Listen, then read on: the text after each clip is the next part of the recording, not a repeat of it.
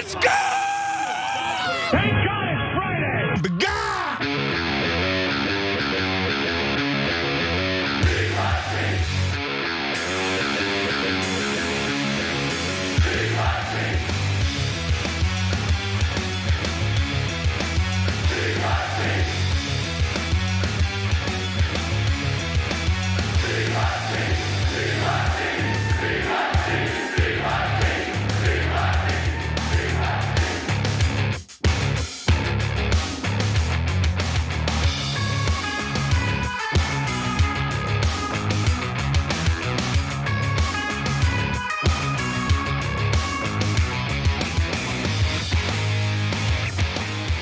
Drop it.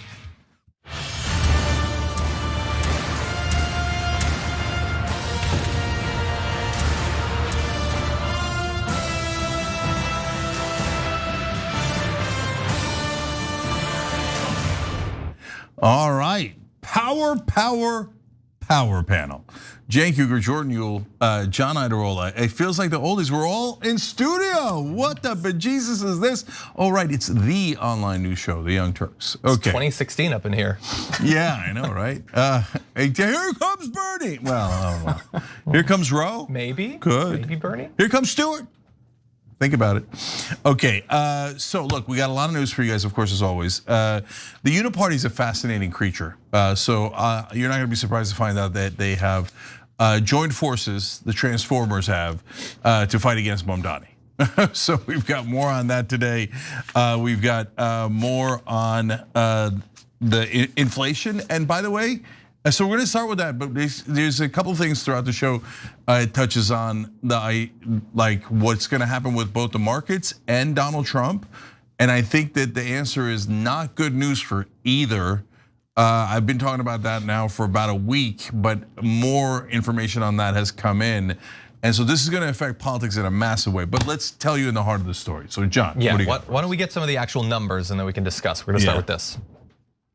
So we had the worst inflation in the history of our country, and now our inflation is down to hardly any at all. Headline number is whoppingly big. Oh my goodness, up 0.9%, up 0.9. We have breaking news right now and a spike in the producer price level of inflation. Wholesale inflation, so much higher than expected, Adam. What is this? Not what we wanted to see, not what anyone wanted to see, but I think this is tariffs.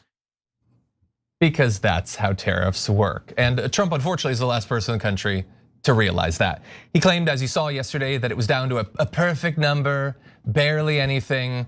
It's the highest that it's been since 2022. Maybe in fantasy land, the numbers are moving in the right direction, but unfortunately for Trump in America, the Bureau of Labor Statistics, at least as of this week, still puts out accurate information, and it doesn't uphold the idea that he wants to spread that his economic policy is benefiting Americans. And you saw the pundits there, but it's not just the pundits that are freaking out. The American people see what's happening, and the numbers are already moving very much in the wrong direction for Donald Trump. So we're gonna get to that, including all the new inflation numbers.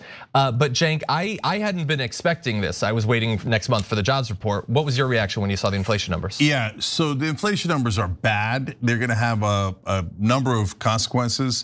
One is that the interest rates will not be lowered as much as people were hoping for, because now the Fed's gonna get jittery about, wait, is inflation going to skyrocket? And if it does, you don't want to cut rates because that'll add fuel to the fire of inflation.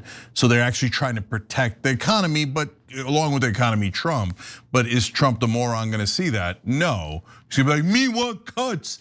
Yeah, but brother, your tariffs driving up the inflation. If you get what you want, it's going to be way worse for you, right?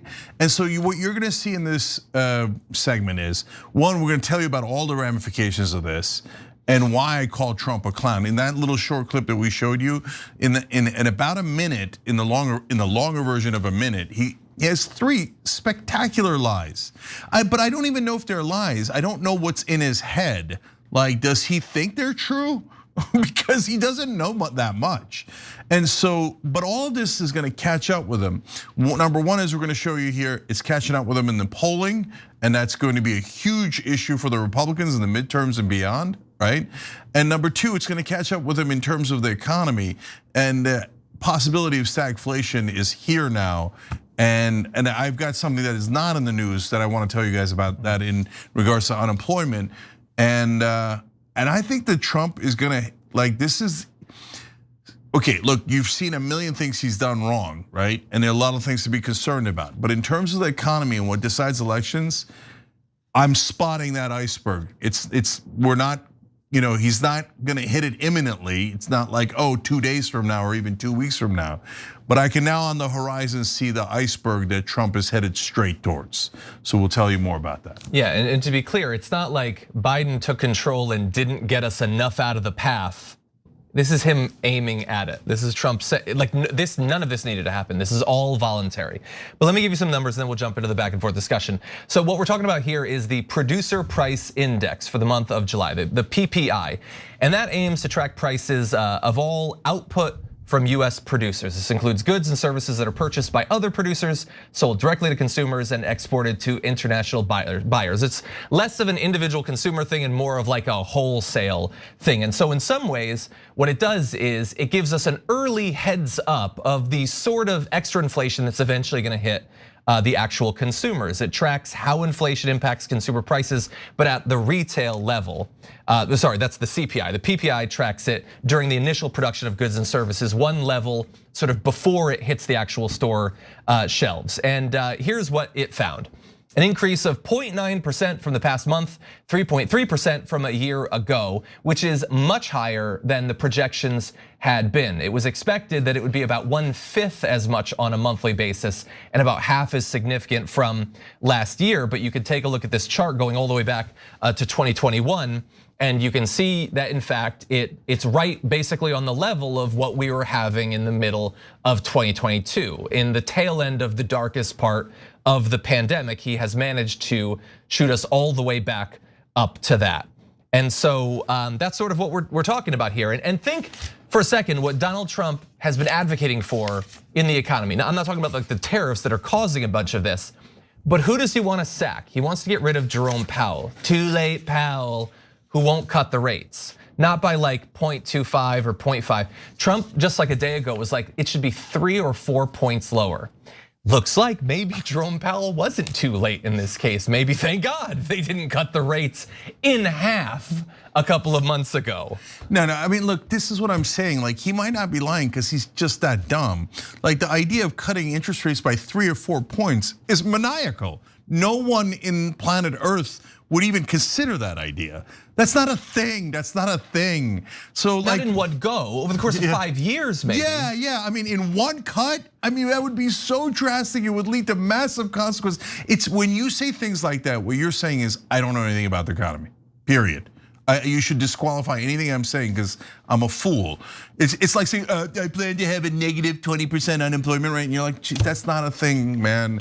It's just not, okay. So in that short clip that we showed you in the beginning, the longer version, first of all, he says we have perfect inflation. And then you saw the 3 people that but to be fair, that's fake news, right? No, those are all of his supporters, including Maria Bartiromo. And she's like, what the hell is going on with inflation? This is a huge number, right? So she, like, that's not the person who, like, she's trying to help Trump, but she's genuinely shocked by the number. And why is everybody so shocked about it, like a 0.9 or whatever? Guys, the markets are all about expectations. So when you're expecting a 0.2 and you get a 0.9, that's a giant number in that context, right? And he's talking about this is the kind of inflation numbers we saw as COVID was hitting and we were having massive supply chain problems. Those supply chain problems drove most of the inflation and got it to the point where the American people are so mad that they brought Trump back in. He's bringing it to those levels with no supply chain issues, with no outside natural disaster happening. He's just choosing this maniacal path. And as you're gonna see in a minute, it's clobbering his approval ratings when it comes to inflation and the economy, and that's the number one thing that people care about. Number 2 lie that he had was the foreign countries are paying us at record rates. Brother, how many times do we have to tell you, man? Look, you can make a different argument for tariffs, and you should try to make a logical one. I'm rebuilding the stealing companies in this country. All right, not exactly, but at least it's like a defensible argument, right? But when you say the foreign countries but they're literally not paying us. That's not how tariffs work. We've gone over this 2,000 times and he cannot get it in his head. China doesn't pay you. the company that imports it pays the tariff, then usually passes it on to the customer. And what's happened now is for a little while, because he tacoed back and forth, they didn't, the full tariffs didn't start to hit. The second thing that happened was, he's like, you better not raise your prices, all the companies, otherwise I'm gonna have Kid Rock shoot up your beer cans or whatever, right? And so everybody's like a little skittish, and I said, it's not gonna hold. They're corporations. Corporations are in the maximizing profit business. So guess what they've gotten back to doing? Maximizing profit. So they're passing the costs on to you now. And that's why you're saying inflation skyrocket. So that's two things massively wrong that he doesn't understand. And the third one is, he said, oh yeah, the tariffs have brought in billions of dollars, maybe trillions. No, not maybe trillions. We would notice trillions. It's not even close. He says outlandish things like, my people were like, here's an extra 29 billion. But we don't know where it came from. We don't know where the numbers are. We're all stupid, okay? And Trump's like, I bet it's the tariffs. This is his retelling, right? Like, we looked at the numbers, and sir, you're right. It is the tariffs. Come on, man. If that's true, fire your entire staff. I can show you exactly where the numbers are, and I'm not in the government. So look, we're gonna get to how this is hurting him. I'm gonna get to the unemployment disaster that's headed in our way. But Jordan, what do you think so far? I mean, there's a couple of things I'm really worried about here. And first, like you mentioned, Cenk, the push to fire Jerome Powell is just like really concerning. Either trying to gin up these charges over, or these accusations over the reconstruction or the repairs to the Federal Reserve building. And this is to exert pressure. I mean, Cenk just laid out how this would be disastrous, how inflation would rise. It could potentially skyrocket if they were to drastically, or even to some extent cut rates if they were to re-implement quantitative easing. It wouldn't be helpful in this moment as much as some people might want it. And what they're trying to do is what we've seen all over the federal government. And that is to apply pressure and take control of seemingly independent aspects of our government, or in this case, an independent entity. It's a further encroachment of our rights, our institutions, the government, and he is ultimately chipping away at our democracy, as we're seeing in the takeover in DC, to some of the more boring and dry aspects of what he's doing. In this case, we should all be concerned. And the other aspect I'm looking at is how the right and talking heads on the right are trying to justify this or explain this away. And to some extent, it's really entertaining to watch how they are increasingly unable to justify these tariffs and maintain that there's no inflation, that everything is going well. Because like Cenk laid out, and as you saw on the SOT, they can't explain it. All they care about is dollars and cents. That's it. For a lot of these people in financial channels or at institutions or media outlets that care about money, it's impossible to ignore, and I'm getting a little bit of enjoyment watching them panic. Yeah, and the funny thing is just knowing, like all the people around him, Bassent, Lutnick, they all know what's gonna happen. They have to pretend that they don't. They all have to go on TV and pretend, oh yeah, no, I don't understand how trade deficits work. I don't understand how tariffs work or who pays, but they do know. So none of them are surprised by this stuff coming out. But that said, why don't we get to some of the effects once this hits, once it devastates families' finances, what's gonna go on in terms of the political ramifications? Well, the American people are not at all happy with Donald Trump's handling of either inflation or the economy. And here's a little bit of CNN's Harry Enton describing how bad the numbers are for Trump. Look, voters on Trump and inflation. He won the 2024 election because he was more entrusted on inflation than Kamala Harris was, led by a margin of 9 points. Look at where his net approval stands today, though, on inflation. My goodness gracious. Into the gutter we go, underwater we go. He's 25 points underwater, my goodness gracious. That is where the Little Mermaid is, and he is matching the Little Mermaid. Yeah, if Republicans in Congress think that they can escape the wrath of the voters when it comes to inflation, I have a bit of a rude awakening for them. Trust which party more on inflation? You go back to the 2022 midterms, look at this. Republicans led by 13 points on which party was more trusted in inflation. Look at where we are now. Nearly a 15-point shift in the Democrats' direction. It's within the margin of error, but the Democrats up by a point. What is the top issue for you right now? It's a runaway. It's inflation. It's 34% compared to the economy, which is basically very similar at 16%, Medicare and Social Security at 14%. But the bottom line is voters in poll after poll after poll say that Donald Trump has taken his eye off the ball, off the big issue of the day, which is inflation. I really should have gotten into that game. I didn't know that there was such an element of color commentary, like how much fun you can have. Like the inflation numbers they've gone too deep, they've dug too deep, too greedily. They're down with the Balrog now. Could have had a lot of fun with that.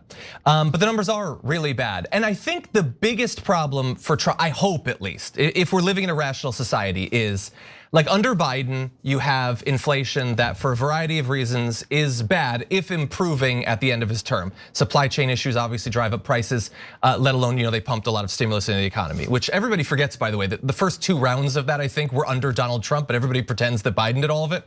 But anyway, so Biden wasn't seen to be doing enough, quickly enough to stop it, and he wasn't good at communicating what he was doing. Donald Trump is not only, as I said earlier, doing this without any regard, like he's choosing to do this. None of these tariffs need to happen. None of this needs to be going on. But then also, he's not only not empathizing with the American people, he is actively gaslighting them every day, spitting in their face with stupid comments like, it's a perfect number, it's down to nothing, prices are down, gas is less than $1.90 or whatever.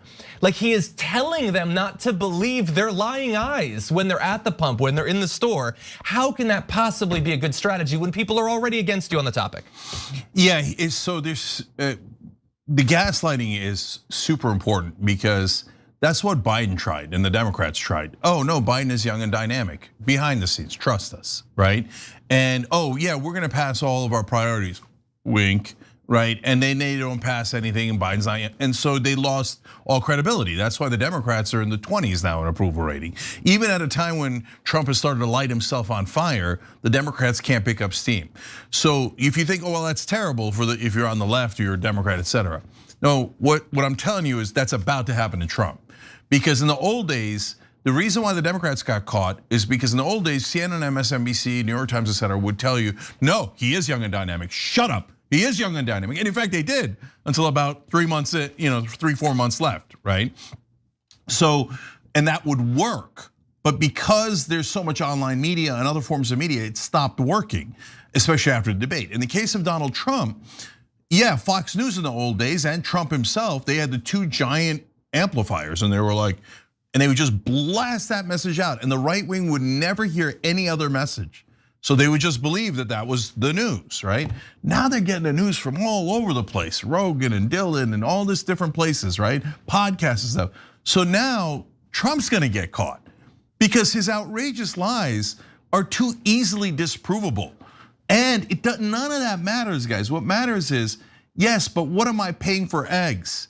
What am I paying for food and gas and clothes and those famous toys? You're gonna get $30 or $2, right? You're not gonna be able to trick people. Democrats kept thinking, oh no, we won't deliver on anything and we'll just trick people into voting for us. Now the Republicans have always done that. The corporate teams of both sides, that's their playbook. That's all they ever do, right?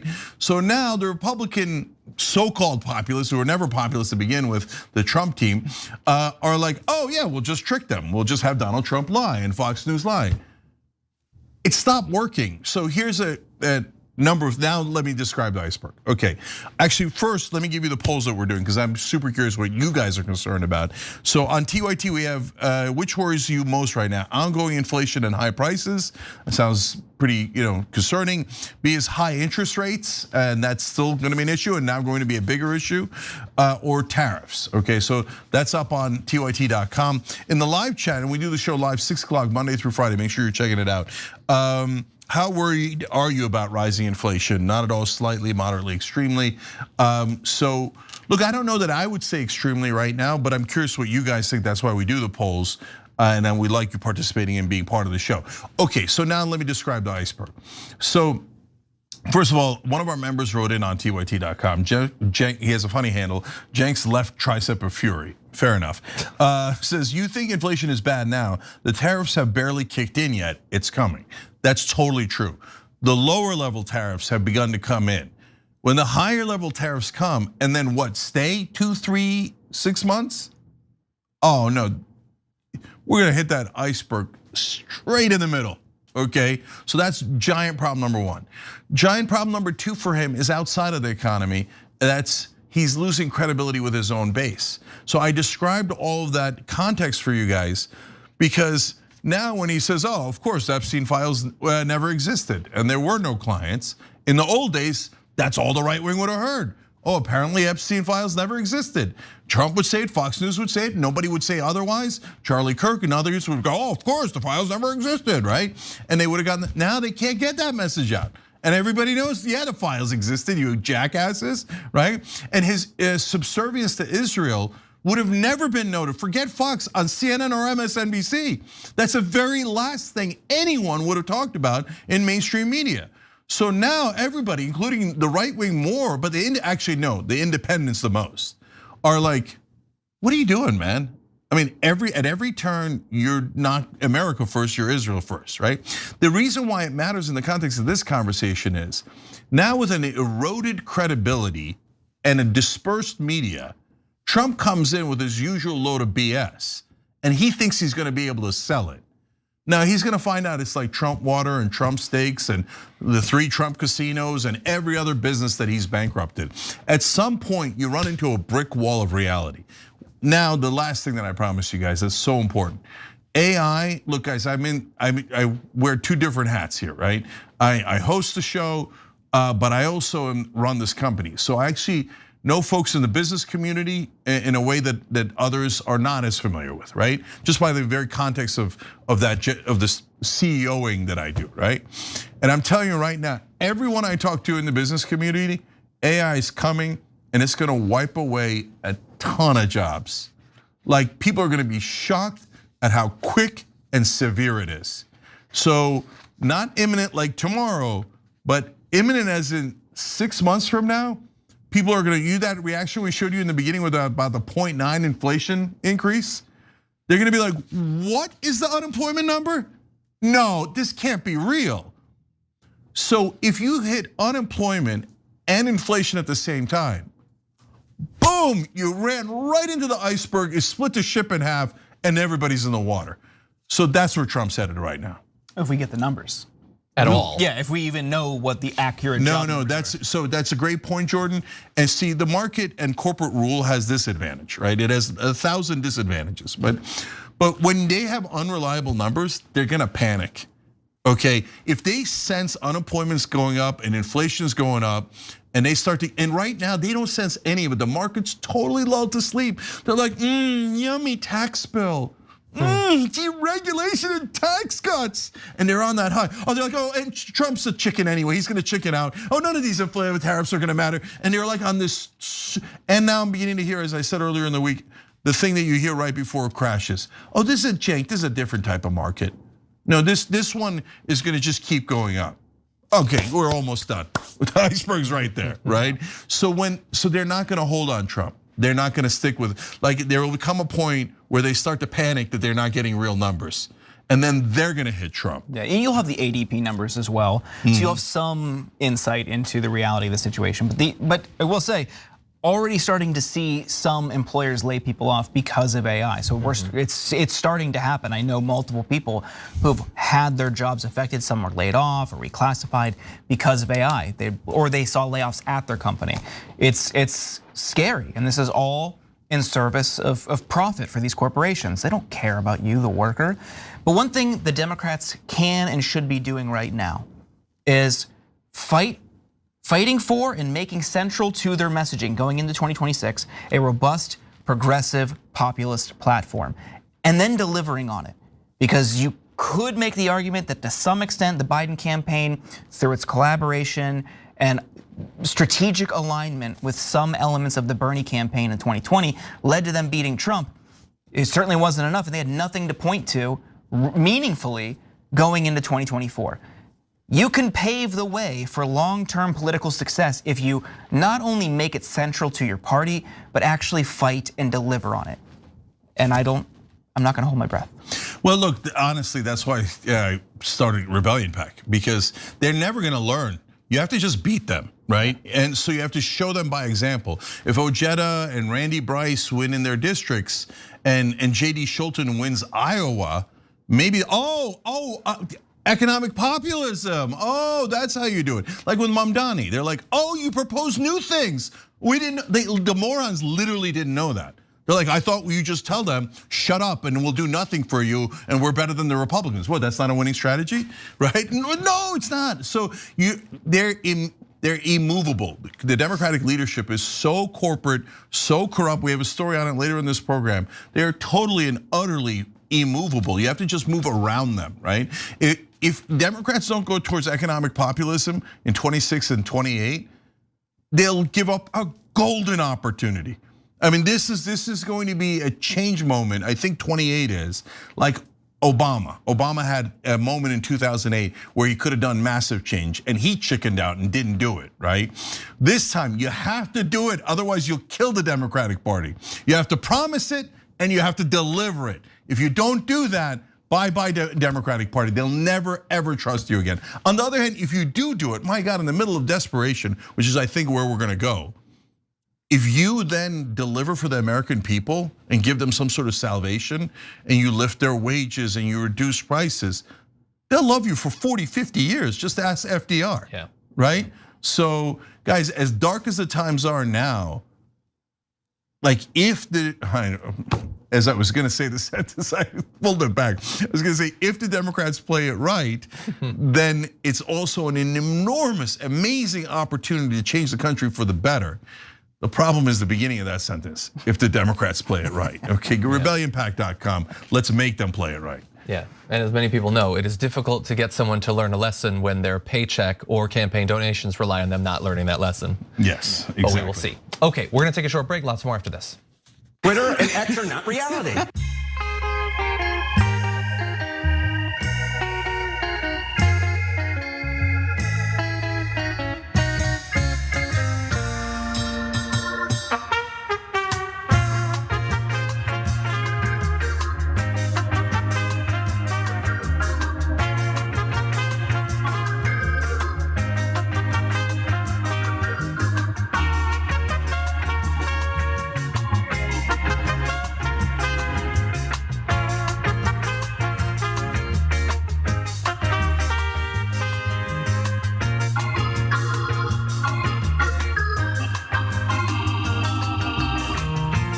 Back on TYT, let me do a bunch of reads for you guys. When Spirit Feathers writes in on TYT.com, these guys look great today. And look at Jordan with gorgeous hair, no hat. So much more attractive, LOL. Cenk always looks great. And John is having a very good hair day today. Yeah, you guys are beautiful hair. You guys are killing it on hair. And I got the haircut, so you know what? Maybe this is our best TYT hair day of all time. I think so. That's the audience. No, I'm kidding. Art guy says, usually when a Republican tanks the economy, the consequences don't hit till they're out of office. Not this time, the fall is so quick, the blame is gonna land right on him. That's a great point. I actually think that's totally true. Usually they're like, oh yeah, that'll hit later. What's gonna hit a little bit later, not before 26, but beginning to hit significantly before 28, is the losing your health insurance and Medicaid. And so by the time you get to 28, the rage against Republicans should be massive. Okay, Tug in the Tubin says, I tuned in to CNN yesterday to see Anna and she wasn't there. You all sent me on an MSM goose chase. Is there tonight instead? Don't make me turn on CNN unnecessarily. Okay, you're totally right. I'm so sorry, I screwed up. Anna was on CNN last week. This week she went to do her take. If you guys want to see Anna on all those different shows, she did an amazing one with Doom Scroll recently. Check out tyt.com/press, where you'll get to see all of our appearances on right wing, middle wing, left wing shows. Bloated Ego says the midterms are a little more than a year away. They probably will lose those elections, but how much damage will have been done between now and then? Oh, brother, no, buckle up. I mean, let's hope I'm wrong, but given those inflation numbers, given AI, given the fact that I know for a fact Trump knows nothing, these next 3 years might be brutal economically in a way that people are going to be shocked by, and I think the markets are going to be shocked by. Buddy X Lacondo says Jordan has tattoos on his arm. Did I know that? Okay, and apparently you didn't know that, but now you do. Yeah. Okay, look at that, badass rebel. Okay, all right. Gal471 on Twitch says John and Jorby, WTAF. Okay. Red Rocket writes in, Jorby, I'm also a vest guy, so don't let the haters bother you. What haters? What? I know, I was gonna say. Who's the first person? Although now that I think about it. Yeah, no. Sundrail1 says, drop it like it's my IQ after watching Fox News. Okay, that's funny. Mitchie28 on YouTube member section says, love this power panel, right back at you. Dragonlean69 says, nice panel, good hair day, Cenk. Oh, you see that? It is a good hair day for all of us. LL Taco Dragon, what an in-studio power panel. I like that you guys are appreciating. Look at this. Allison Old, John's hair is looking fire today. I did say it's over. It's official now. It's best hair day in TYT history. And Anna's not here. She's gonna be so mad. Could have gotten in on it. Yeah, well, what are you gonna do, okay? All right, we'll be right back. Hey, yeah, beautiful hair.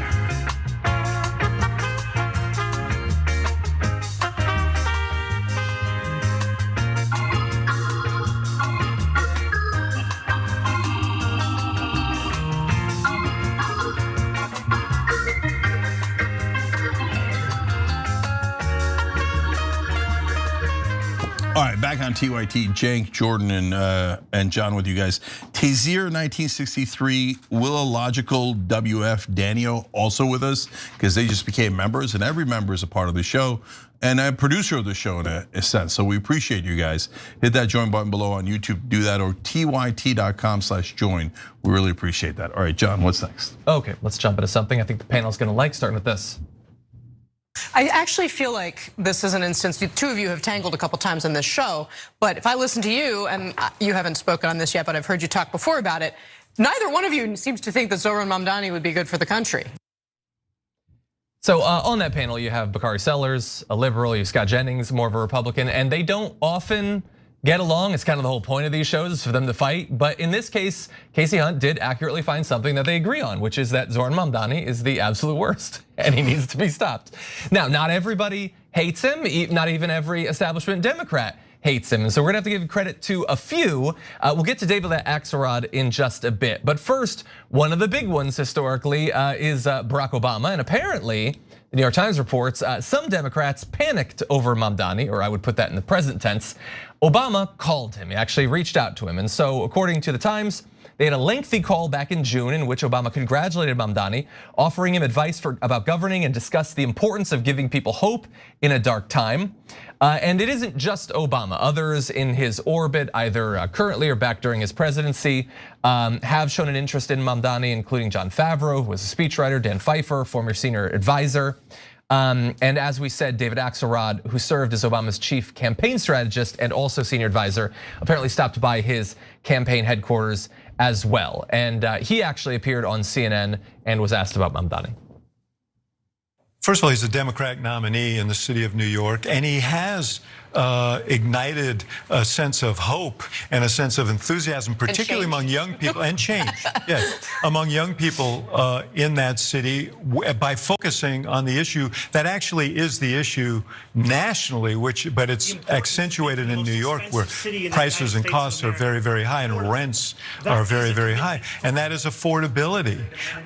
So I think he's an intriguing guy, and I was happy to sit down with him. I don't necessarily agree with all of his solutions, but I think he's raising the right questions, and I think it wasn't an accident that he won. And so we can get to the video at some point. Bakari Sellers apparently wasn't buying that there's sort of a link between the two, between Obama and Mamdani. And I did consider briefly that this could be an Obama thing where like behind the scenes to reach out to him, it generates some headlines. It looks like you're tapping into this youth progressive thing, but hypothetically, maybe behind the scenes you're still opposing him. Maybe I'm being overly cynical. What do you guys think? Yeah, I think there's three different buckets here. So, but first I'm curious what you guys think because this is one of my favorite questions. It's in the live chat. Who hates Mamdani more? A, establishment Democrats or B, MAGA? Okay, because it's a competition, it's a race, and I have my thoughts on that. There it is. Live chat is during the live show, obviously, which is 6 o'clock every day, Monday through Friday. And yeah, I agree with you guys. Overwhelmingly establishment Dems. So MAGA has issues with him because he's a communist, he's a Muslim, he's this, he's that, right? But that's kind of standard fare. They think Kamala Harris is a communist. I mean, it's hilarious, right? They think Barack Obama's Muslim, whatever, right? But establishment Democrats like Bakari, Sellers, and Hakeem Jeffries are like you could see the rage when they talk about Mamdani. They despise this guy, okay? And so why? Because they represent the donors, and the donors don't like Mamdani. And there's two reasons why they don't like Mamdani. One is, let's keep it real, Israel, right? So AIPAC has set the word out. You are not to back Mamdani. So that's why Hakeem Jeffries, as we'll show you in a little bit, is like, I'm not gonna endorse him. Oh, AIPAC, what should I do? Right, like, just anyway, they're hopeless. They're totally hopeless. Bakari Sellers basically works for AIPAC. That's a long story. So of course they're gonna, and what do we tell you guys on the Young Turks all the time, right? When it's social issues, now you guys, she says, right? It's not her fault, but the CNN anchor says, oh, you guys normally disagree. Yet they disagree over, trans this and that, and culture war nonsense, and Sydney Sweeney, right?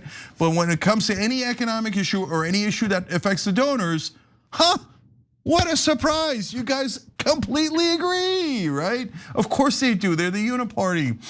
And by the way, when Tom Massey or Marjorie Taylor Greene opposes spending more money on Israel, all of a sudden the establishment Republicans agree with the Democrats. Oh yeah, that's outrageous, how dare you, right?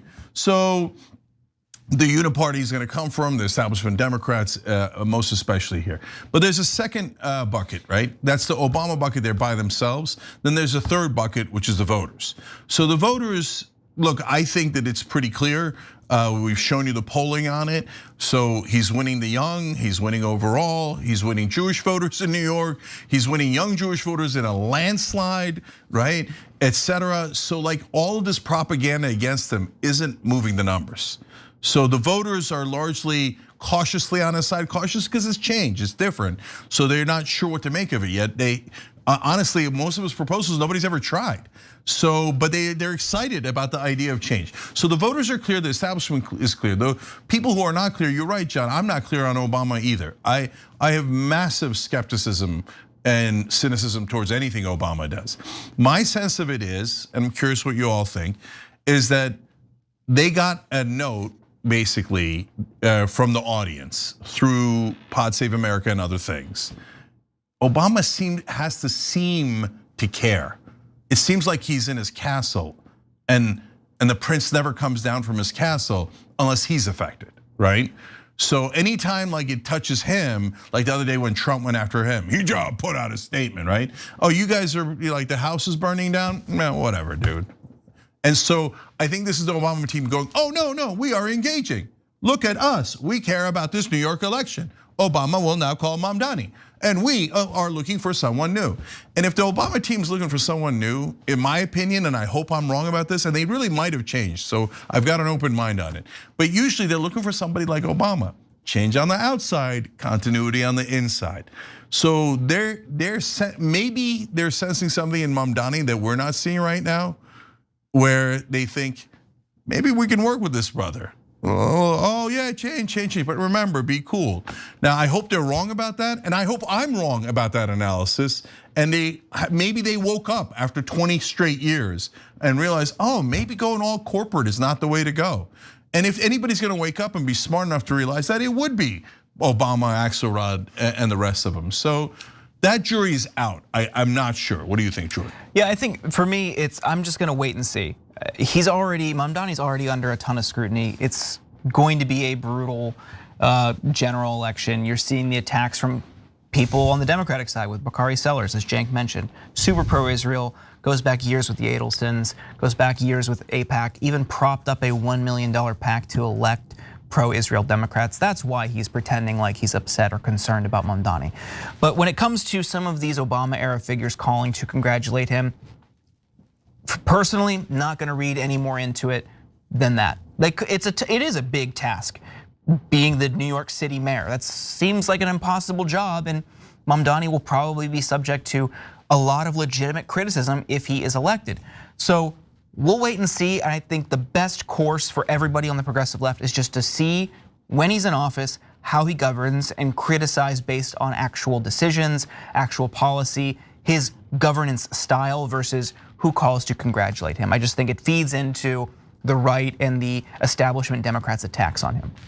Yeah, I'll just add one quick thing. I forgot to mention the second set of donors that hate Mamdani, and that's corporate goons who are like, oh my God, he's gonna raise my taxes by 2 or 3 points. This is an outrage, communism. So when the corporate guys join the Israeli supporting lobby, oh my God, that is a super powerful combo. So that's him taking on the full brunt of the establishment. Yeah, why don't we briefly turn to the second of those groups? Because as much as we can learn about like Obama and them, about who they're supporting, a lot of us are probably wondering how the Democratic Party is going to act going into the midterms. What sort of candidates are they gonna get behind? And it feels like the opposition to Mamdani is a pretty strong signal that they haven't learned any lessons from the past elections, and they're gonna keep going for centrist, corporate-friendly candidates. But as a great example of that, we're gonna turn first to Hakeem Jeffries. Against all odds, Hakeem Jeffries is still refusing to endorse Zohran Mamdani, who I think won the primary 12 years ago. But apparently they haven't been able to speak, and he hasn't been convinced of anything yet. And so here he is on CNBC talking about this. You have not publicly come out endorsed him yet. And I'm curious what you're thinking. Well, he ran a strong race in the primary, obviously, relentlessly focused on affordability, which is a big problem, of course, here in New York City, along with every other part of the United States of America. And he outworked the opposition, he outmessaged the opposition and outorganized the opposition. But now during the general election, of course, he's gonna have to demonstrate to a broader electorate, including in many of the neighborhoods that I represent in Brooklyn, that his ideas can actually be put into reality. Yeah, so the weird thing about that is he's pitching it as, I haven't endorsed him, but it's only because he hasn't convinced the voters yet. But Hakeem, we have access to polls. They're overwhelmingly supporting him. It seems like they have convinced the voters. He just hasn't convinced you, perhaps because you don't want to be convinced. And maybe it is that, as we've been talking about, it appears that for whatever reason, AIPAC money and affiliated money, they don't want Zohran Mamdani elected. And Hakeem Jeffries kind of has a dog in that fight because he's received $1.74 million from various PACs supportive of the right-wing government of Israel. You can see them listed below. That's a lot of money. It's not his only big donors that might have a dog in this fight. AIPAC is on the list of the top 5, but you have BlackRock and Apollo Global Management, Lockheed Martin, MetLife, which is behind insurance and all that. So all of those are, they represent small dollar donors, and his constituents in Brooklyn or whatever. Geez, I don't understand any politicians in America. How can they get reelected when it is so obvious how little they care about regular people? But anyway, the guy's very popular. He's already running laps around Cuomo, who I guess, by the way, since he's not willing to go against Cuomo and endorse Mamdani, I guess Cuomo has still the interest of the voters. I mean, not in the polls, but evidently there's something about Mamdani that worries Jeffries, and nothing about Cuomo. None of the corruption stuff, none of the sexual harassment stuff, none of that stuff raises to the level to be a reason to endorse Mamdani. Although I am sure that if I were to go back and look at what Hakeem Jeffries has said about Donald Trump and his various corruption and sexual harassment scandals, I'm sure he rightly centered it as a reason to oppose him as a candidate. But now, maybe he just keeps out of the fight, and maybe Cuomo cruises back into office. He seems fine with that. Guys, you see what's happening? I mean, look, I've been doing this for 23 years on the Young Turks, 20 years online, oldest show in online history, right? And so I've got to cover these guys for most of their careers. And so when we used to say stuff like this on the Young Turks 20 years ago, 15 years ago, 10 years ago, like Hakeem Jeffries is an obvious sellout. Look at all of his donors. And then he had the same donors back then, right? People would 5 years ago even, outrage. And there's no support from anything. A couple of pro-Bernie shows that were good allies. Like we held down the fort in the old days, the online left, right? But mainstream media would have canceled you to no end. In fact, they did. That's why I'm banned on all 3 cable news networks, because I say outrageous things like Hakeem Jeffries obviously works for the donors. And if you say that, you're banned on cable news. That is outrageous. And if you add AIPAC, anti-Semite, right? So like, Like, if right now, no one on cable news is allowed to say that the obvious. Hakeem Jeffries does not work for the voters. He works for the donors. I mean, are you kidding me? Lockheed Martin, Apollo Management. Remember when he went and begged Silicon Valley for money after the election? He's like, I'm sorry, we'll sell out to you as much as Donald Trump will. And then, Cenk, to be fair, I think Lockheed Martin builds a lot of bombers in Brooklyn, actually. That's my comment. Okay, so, and then on AIPAC and all the Israeli lab, guys, that's not just a normal, hey, we're in normal times, and even then funding Israel doesn't make sense. But okay, we could live with it, whatever it might. No, he is actively taking a massive amount of money from PACs that are not just neutral on Israel, that are in favor of the right-wing genocidal government of Israel today. And he's like, oh, you guys are right-wing religious lunatics in the middle of a genocide. Oh yeah, of course, please give me your money, give me your money. Oh yeah, Mamdani's a problem, I don't know about Mamdani. By the way, if you say, hey, I don't want to support your corporate Democrat that you put up in a race, that's an obvious loser, right? He'll be like, oh, how dare you, unity, right? What happened to unity? Okay, I was gonna add an adjective, but anyway, what happened to unity? No unity, all lies. But now, I gave you that context on history because now when we talk about it, people are like, well, that's obvious that Hakeem Jeffries is corrupt, right? Before, it was the most outrageous thing you could possibly say. Now, when cable news guys and idiot New York Times reporters and editors are like, oh, that just sounds conspiratorial, that he might be working for the donors. People look at them like they're in a zoo. Like, hey there, have you figured anything out yet? No, me like Hakeem Jeffries, me not see donors. Me not see millions of dollars. What's Israel? What's corporations? I don't know anything, okay? Now they look like idiots. Those guys who used to bully us the whole time, now they're getting bullied for doing obvious marketing and propaganda for the powerful. Yeah, I mean, they have thrown some of the most disingenuous and ridiculous attacks at Mamdani, and they've tried to make him answer for things he didn't say. We've talked about that in the past, but also on that CNBC segment, Hakeem Jeffries was asked about Mamdani and his proposals for more rent control, rent stabilization in New York. And Jeffries said that it is a legitimate issue that has been raised that Mamdani lives in a rent-controlled apartment despite not meeting the income criteria. And he's like, the Mamdani campaign is gonna have to answer for that. First of all, it's not true. He lives in a rent-stabilized unit, like 40% of renters in New York. But if Hakeem Jeffries was legitimately concerned about the price of housing, housing affordability, accessibility, why is he taking money from BlackRock, the private equity firm that has been driving up the cost of housing across the country? Does he care about this, or does he just want to tank Mamdani's chances? Yeah, and look, and on the rent stabilization, I could debate whether that's relevant or not. But what you can't debate is whether Cuomo scandals are relevant or not. And somehow, never gets mentioned. Hakeem Jeffries can't find the Cuomo scandals, which are gigantic and way, way larger than the tiny little, oh, I'm gonna nitpick your rent on your apartment in New York. You found that needle in a haystack, but you missed Cuomo's haystack? Come on. Look, I used to say this stuff and I was a heretic and I was the outcast. Now, this is why I say I love the populist woods.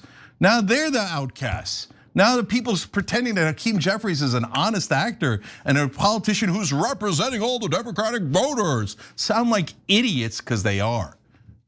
I think we should take another break, but we've got more to this.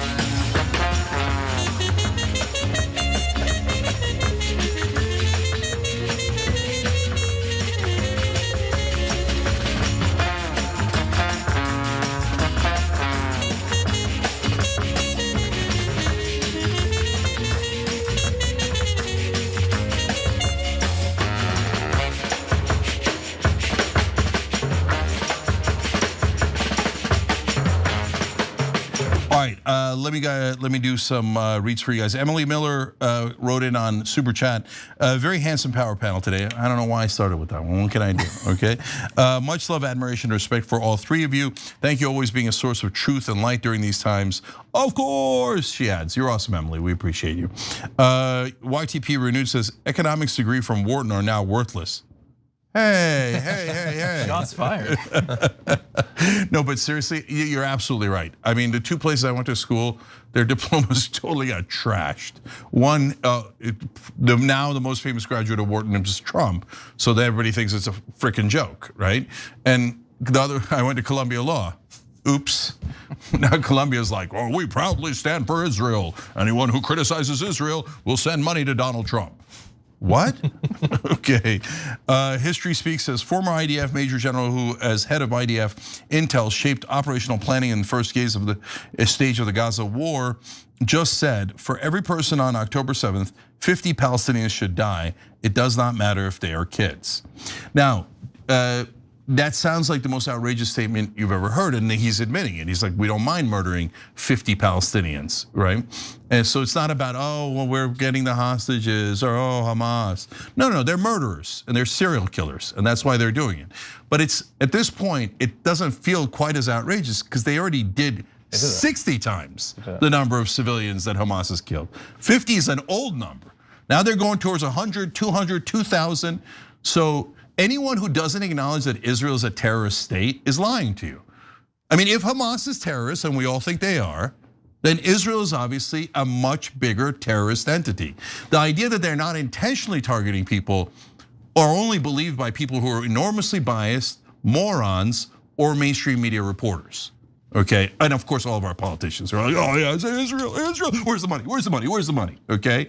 So, oh, I'm sorry, is that a trope? Get the hell out of here, man. Nobody listens to the garbage that the establishment's peddling now. No, Israel is an obvious, overwhelming terrorist state, and they have to be stopped, and we have to stop giving them money. It's ludicrous that we're giving money to one of the biggest terrorist organizations in the world. It's unbelievable. They've killed 500 times the number of children Hamas has killed. If Hamas is the most evil, dangerous thing in the world, what does that make Israel? No, Cenk. You have to remember, Muslims are dirty, violent savages. They get different standards and no one cares if they die or their children die. So that's why Israel's not terrorist. Admit it, just say it. We'll be back.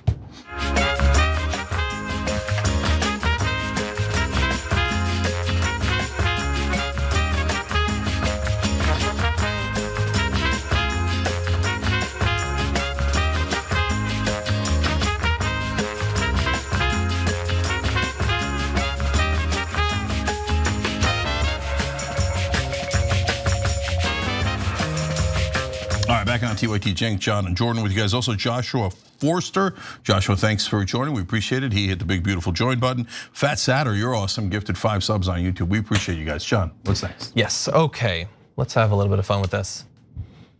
According to new reporting, the Trump White House has quietly put together a corporate loyalty scorecard that ranks over 550 companies and trade associations based on how passionately they supported his big billionaire tax cut bill.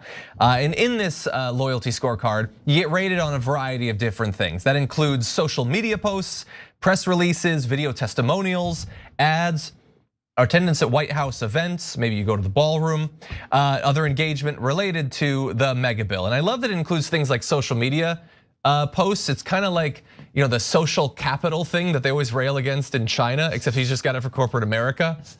This goes right over all their heads, they don't mind. Anyway, the organization's support then gets ranked as strong, moderate, or low. And I know you're dying to find out which corporations were the most deferential to Donald Trump and his bill. That includes Uber, DoorDash, United, Delta, AT&T, Cisco, Airlines for America, a trade organization, and the Steel Manufacturers Association as well. And to give you an example of it, there's a lot of these, but AT&T at one point announced, quote, plans to more quickly build fiber infrastructure thanks to pro-investment policies in the One Big Beautiful Bill Act passed by Congress. Although, bear in mind, because apparently Starlink is making a big play for that pot of money to move away from fiber, which is what it was originally set up for when it was passed under Biden. He's just continuing it in this bill. And instead, no fiber, can't do that, go for the satellite internet. And of course, the CEO of Starlink bought Donald Trump in the last election for $250 million. So AT&T's loyalty, as it so often does with Donald Trump, might not actually end up paying off. And now that it's been revealed, the Trump White House is just openly admitting that this is a thing that they did. One official said, "It helps us see who really goes out and helps versus those who just come in and pay lip service." And apparently, if you're not ranked high on this, don't worry. You won't necessarily get investigated by Pam Bondi just yet. You still have a chance to raise your score. So for instance, if you now boost your public advocacy around other administrative priorities, maybe anti-DEI stuff or something like that, then maybe you can crawl up those rankings. And so yeah, they're doing it. They call it a dynamic scorecard. And that's the thing they're working with right now. Yeah. So look, Trump's a blunt instrument, so he'll just say it, and that's so unusual for politicians. But oh yeah, I got a list of all the corporations who kissed my ass and bribed me. If you haven't bribed me enough, then I'm not gonna work with you, okay? And all right, well, whatever else that lacks, it doesn't lack clarity, right? So, but do you know the Clintons also had a list? And the press would talk about it all the time. They'd mention it in paragraph A17 or whatever, right? And you'd be like, huh, interesting. And I always thought like, it's kind of like a weird way to like, oh, by the way, Clintons have an enemies list, and if you get on it, you're screwed forever in Washington. But if they like you, you'll get a lot of goodies. And they just move on like it's totally normal. Not framed as like big headline, corruption, right? Because corruption for so long in Washington, including today, is perfectly normal, right? So, but for Trump, he gets a slightly different standard, partly because he's so brazen about it. He's just like, yeah, these are the people bribing me. I like bribes. Who doesn't like bribes, right? Whereas the Clintons were like, oh no, they were far more sophisticated. No, these are not bribes. And the enemies list is not people who didn't pay us bribes when we demanded it. No. This is just political, normal hardball politics. Normal hardball politics, no problem at all. I don't see any corporate donors, and that's our mainstream press the whole time. So does that mean, okay, then we should let Trump slide on this? No, the exact opposite. Guys, he told you he was going to be a populist. Look, again, Democrats and independents, you understand this, right?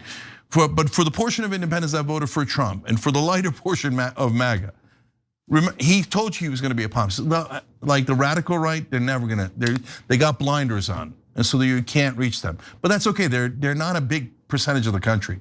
A lot of the Trump voters are now beginning to see with their own eyes. He said he was going to bring down inflation. Now inflation is going up. What the hell, right? He said we're going to have peace in Russia and in Gaza on day one. What the hell? He said he was going to release the Epstein files. What the hell? He said he was going to be America first. Now it's Israel first, America 28th. What the hell, right? So they're beginning to see all this. So now when they see this brazen corruption from the guy who was pretending to be a populist and drain the swamp, they're like, so it's not America first. It's AT&T and Cisco and DoorDash and whoever the hell bribed you first, and us maybe at the end. Exactly, guys. In him being blunt, it's ironically a more sophisticated strategy accidentally, because people, since he would just say things, right? And he had no consultants that he would listen to, and he's out of control. It gave the air of authenticity to a guy who's a pathological liar, right? So, but now he has abused that air of authenticity so much that even his own voters are beginning to see, oh, there ain't nothing authentic or populist about this. He's the same old greasy politician who takes the donor money and does exactly what the donors want. To which I say, of course, that's what we told you. I mean, just looking at this list, it's interesting because Uber, DoorDash, United, Delta, Airlines for America, these are all people who were subject to the Consumer Financial Protection Bureau's crackdowns on junk fees, the way they have exploited workers. I'm sure United and Delta and Airlines for America are celebrating having a very lax anti-union administration now, despite Sean O'Brien's best efforts. I mean, this is just, they'll do whatever, because now it's, hey, do whatever you want, charge them fees, go ahead, hide the fees, take advantage of these workers, these gig employee workers. Of course they'll do that. They're totally selling it, they don't care. And it's kind of comical how it's just so brazen with how they're shaking down all these companies. Yeah, oh yeah, celebrate what we're doing, promote us, buy into our culture war nonsense to distract people from what's actually happening. But as we've talked about throughout this hour, I think there is some segment of the Republican base that is waking up to it, and it's impossible to explain away.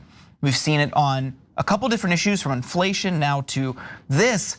The corporate control and capture of our government is out in the open. And there's one other thing that I think is kind of funny but disheartening at the same time, and that is how the right, so the part of the right that hasn't recognized what's happening, to watch them go from, oh, government overreach, Biden shouldn't be involved in the markets, we gotta protect the free market at all costs. And the way the nanny state has influenced our personal decisions can't be tolerated. This is an encroachment on our rights, our liberty. Michelle Obama telling us to eat healthier is a violation of my sovereignty.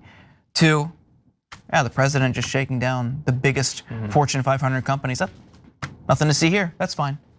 Yeah, it's sort of like so much that's confusing to me, where like we had things, we had systems, some of which sometimes accidentally or intentionally actually like benefited you. But now he's come up with like a worse version of it that only benefits him. Like we used to, in theory, regulate corporations. That's all gone. We don't do that anymore. But he's gonna regulate their social media activity just to benefit himself. We had like work visas. And then like he deported a bunch of people, and then he said, well, I'm gonna come up with a plan just so that like the people working on farms could come back in with a special work visa. And sometimes it convinces MAGA, but sometimes not. Like sometimes, like you said, they see through it. Like they were sold that he was gonna be anti-war, and he already bombed Iran, and he's participating in an ethnic cleansing, maybe sending in US troops. They're drawing up war plans for Mexico right now.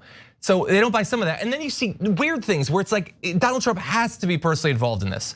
Where like, you probably saw the announcement recently where he's like, he wants a stake in Nvidia for their foreign sales. He wants to, no, like he wants a cut of what they sell. Yeah. And he wants a stake in Intel, which a guy like me who's interested in communism, I like seizing a portion of the means of production. So I'm into that when Trump does it, I guess. But like getting a cut of what Nvidia sells, we used to have a corporate tax to do that. Why did you get rid of the corporate tax and now you want to get a portion of their profits? We already had that system. It's because he wants credit for it and he wants direct control over it.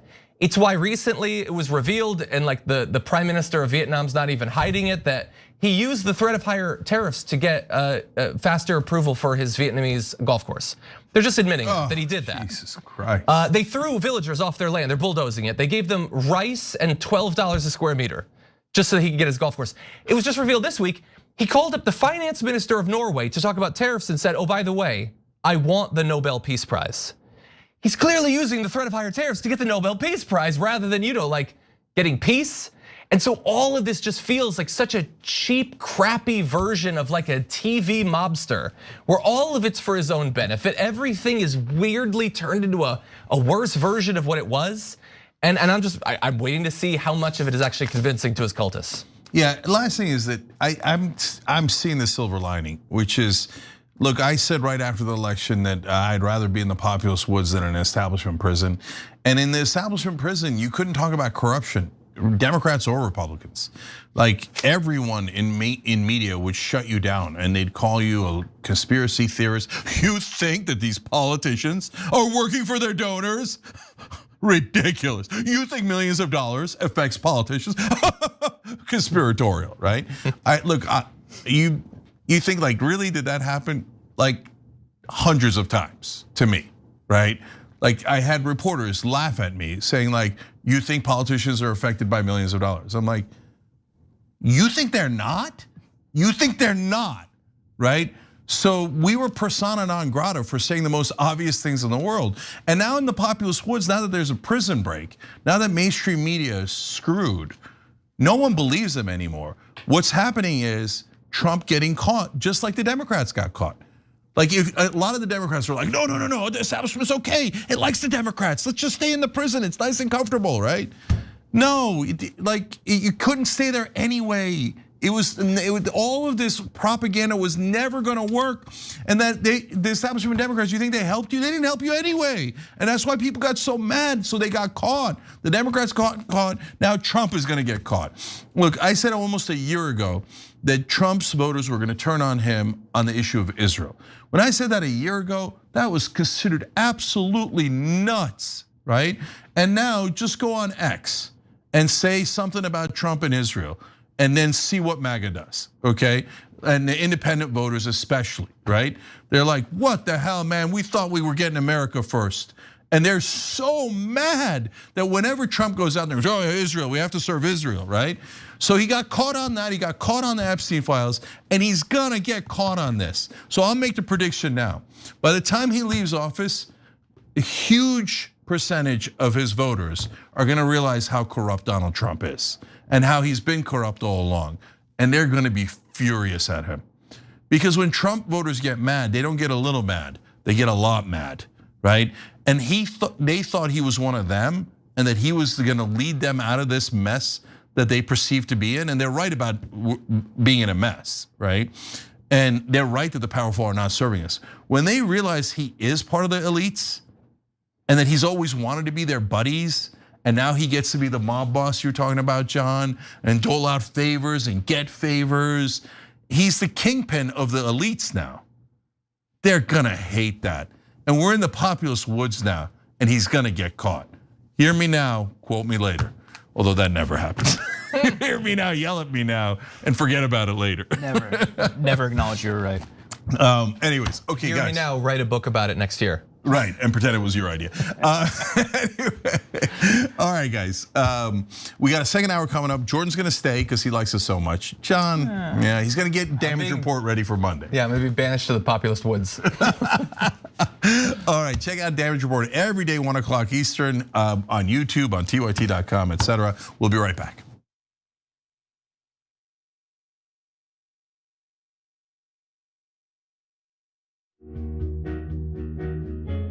Our audience has given us everything, so we couldn't be more connected. When we first started, people would start giving us directions and say, okay, the mics are too large, move them. Turn them into lav mics. I mean, they were incredible. And then one guy walked in and gave us a really expensive switcher and said, you guys need this, and walked out. Okay, it's amazing. They helped us build a studio. They did a $2 million funding campaign for us. And so they really are us. We do this show together to the point where some of our hosts are even former listeners. So when we say that the audience is part of TYT, we really mean it. I think what the audience also appreciates is especially if they're members, they really get an inside look into who we are, our personal lives, what drives and motivates us. It goes beyond just storytelling. I think that what we do is allow our viewers and our listeners into our daily lives, and we give them kind of like this inside look into everything that we're passionate about and why it is that we're doing what we're doing, right? Like the motivation behind what we're doing, I think is important for our audience to know, and we're not shy about sharing that with them. And it's different from what people typically see in legacy media outlets where everything is kind of dry and robotic and there's really no personality or authenticity that comes along with it. Oftentimes when we're doing the show, I don't really think of it as me telling them stories. I think of it as us having a mutual respect and conversation with one another. And as I said earlier, I mean, not only do I feel that through the work I do, I'm informing our audience, but they inform me oftentimes as well. You know, they'll pitch stories to us. They'll tell us, you know, a certain perspective or angle to a story that we might have missed, and I love it. You're about to watch some behind the scenes footage of the Young Turks. Ooh. Now these are partial videos. If you want to get all of them, you become a member, go to tyt.com/join, and you'll get all the behind the scenes of me, Anna, John, JR, a little bit reality show like tyt.com/join, and enjoy this. You know what you're seeing behind me? Jersey, hold. Watch me flip this camera. However I flip it. Do I flip it like this? No, I just took a picture. I'm bitzing right now. What? Behind the scenes. Oh, okay. For members? I don't have my face on. She doesn't have her face on, folks. Oh, that's JR's ass right there. You can't take 5 minutes off, can you? No, I can't, Johnny Pie. I said it was live stream. But I was lying. It's not a live stream. It's just for members. Bitsy, this is my cat. You know what his name is? Kiki Cat. Animals are innocent. Control room and the insanity is obviously there. Right now, as you can see, I'm directing or tech directing. I'm so happy to be here. This is what like a Labor Day beard looks like for Cenk. Man, you're a Young Turks viewer if you recognize me like this. Oh, thank you. You are the one person in my life I would love to meet. What's going on, guys? This is a Bitsy or a BTS or behind the scenes with Hassan Piker, aka Woke Bay. Oh, hi. I didn't see you there. I have finished my show, The Damage Report, and now I get into a really awkward time of the day. When I'm sitting, the control room is right there. So I can see Bart. This is the Pittsburgh office, by the way. I refer to often as the boiler room. You see how it's ripped? Is it super unprofessional to wear that at a business meeting? Or am I like cool, rebel? I just finished doing the power panel and I'm fired up. What do you do for TYT? Not a whole lot. If you're frantically tweeting at us that something's broken, thank you, because I'm fixing it. And thank you for being a TYT member. Super last thing, because there's always got to be a super last thing. Oh, that was disastrous. This has been behind the scenes, behind the scenes.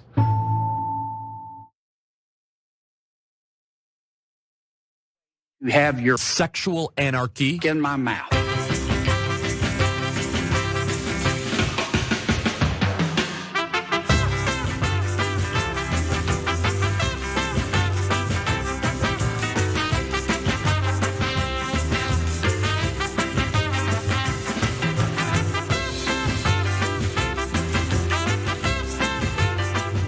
Seek to drop it.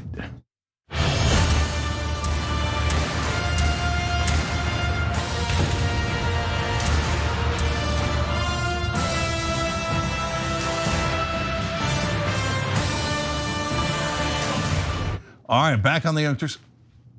Fast. Okay, that was interesting. A little bit of a sea change here. So Cenk Uygur, Jordan Ewell, Jackson White in the house. In the house for the first time in quite some time. Yeah, in 8 years we realized today. That's amazing. Good to have you here. Yeah, man. I'm only 33, but I feel like I understand what people say. Time flies the older you get, for real, man. Yeah, for sure. Yeah. Geez, I forgot how tall you are. Yeah, what are you, like 9'8"? 6'6". 6'6", okay. Yeah, I'm just glad I can move it. I feel the same way, but it's width in my case. All right, anyway, Crazy Cat 314, thanks for joining through TYT.com. We appreciate it.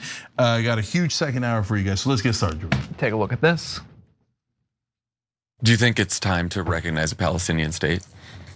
I think that's a profound question that arouses a lot of the biggest problems that have happened with Israel's survival, Israel's right to survival in the diplomatic scene. I don't even know what to say about that. I feel like it speaks for itself. If you can't see what a scheming, vacant, non-human Pete Buttigieg is, what a career striver he is. You sound scared. You sound weak. It's like AIPAC was pointing a gun at him while he gave this answer. He doesn't represent anything. There's no moral core there. He looks pathetic. He looks super pathetic. Pete Buttigieg got so much backlash for his word salad answer on Gaza that he felt the need to come out again, talk to the media, and try to deflect some of that criticism. He did offer up some clarifications, but he also used more highbrow, stuffy, academic language to justify and explain away what he said. Before we give you his news statements, I think, Cenk, you've seen overwhelmingly the independent media come out, and to some extent the podcast circuit come out and criticize him. What do you think about this shellacking he's been getting? The fact that he's now adjusting to it is, I think, the most interesting part, which is what we're going to get to in a minute. Because in the old days, he would have said that, and everybody on mainstream media would have said, "Bravo." He says he's profoundly aroused by what Israel's doing, as he should be, and he could say it in 6 different languages, and he would have gotten nothing but applause for it. Now, most of the media is online. Now you're in a lot of trouble. Now you're in our woods. Okay, so now you see all those shows piling on because that was a ridiculous answer. What does that mean, right? You know what he is? He's Kamala Plus. You know, like when they launch something online, they just add a plus to it, right? So like, he's the same kind of careerist, empty, vacant vessel that Kamala Harris was, and so many of the establishment Democrats are. But he's just a little bit better at it, right? Like her word salads don't mean anything at all. His word salads, you could track the sentences. Only afterwards do you look back and go, nope, he didn't say anything. So, but to me, the reaction is more interesting than his initial statement, which was obviously brought to you by AIPAC. That part's not surprising. Him having to backpedal is surprising. All right, so he talked to Politico about that Pod Save America interview, and here's what he said about his comments. I get it. It's important to be clear about something this enormous and this painful. It's just that it's so enormous and it's so painful that sometimes words can fail. Oh, shut up. What does that mean? Come on. It's just too big. But those words definitely did fail. And this is somebody who I want to remind you all has been the Democrats' poster boy for the way he can articulate a message and cut through right-wing talking points. They send him to Fox, they cheer him on, and then suddenly he doesn't know how words work. When it comes to an issue like this, I think he knew what the answer was, he just didn't want to say it. Jordan, I'm gonna jump in for a second. I felt like that particular part of the comment was the checks were too big, right? And not getting them was too painful, so my words failed. Right, there's another instance where he refused to answer. Take a look. More than half of Senate Democrats just voted to oppose the sale of over $500 million worth of US bombs and guns to Israel. Would you have voted to oppose sending those weapons? I think we need to insist that if American taxpayer funding is going to weaponry that is going to Israel, that is not going to things that shock the conscience. So much of this is complicated, but what's not complicated is that if a child is starving because of a choice made by a government, that is unconscionable. And I think especially including voices who care about Israel, who believe in Israel's right to exist, who have stood with Israel in response to the unbelievable cruelty and terrorism of October 7th. I think there's a reason why so many of those voices are speaking up now too, because this is not just something that is on its face and in itself a moral catastrophe. It is also a catastrophe for Israel for the long run. It was a yes or no question, and you didn't get an answer.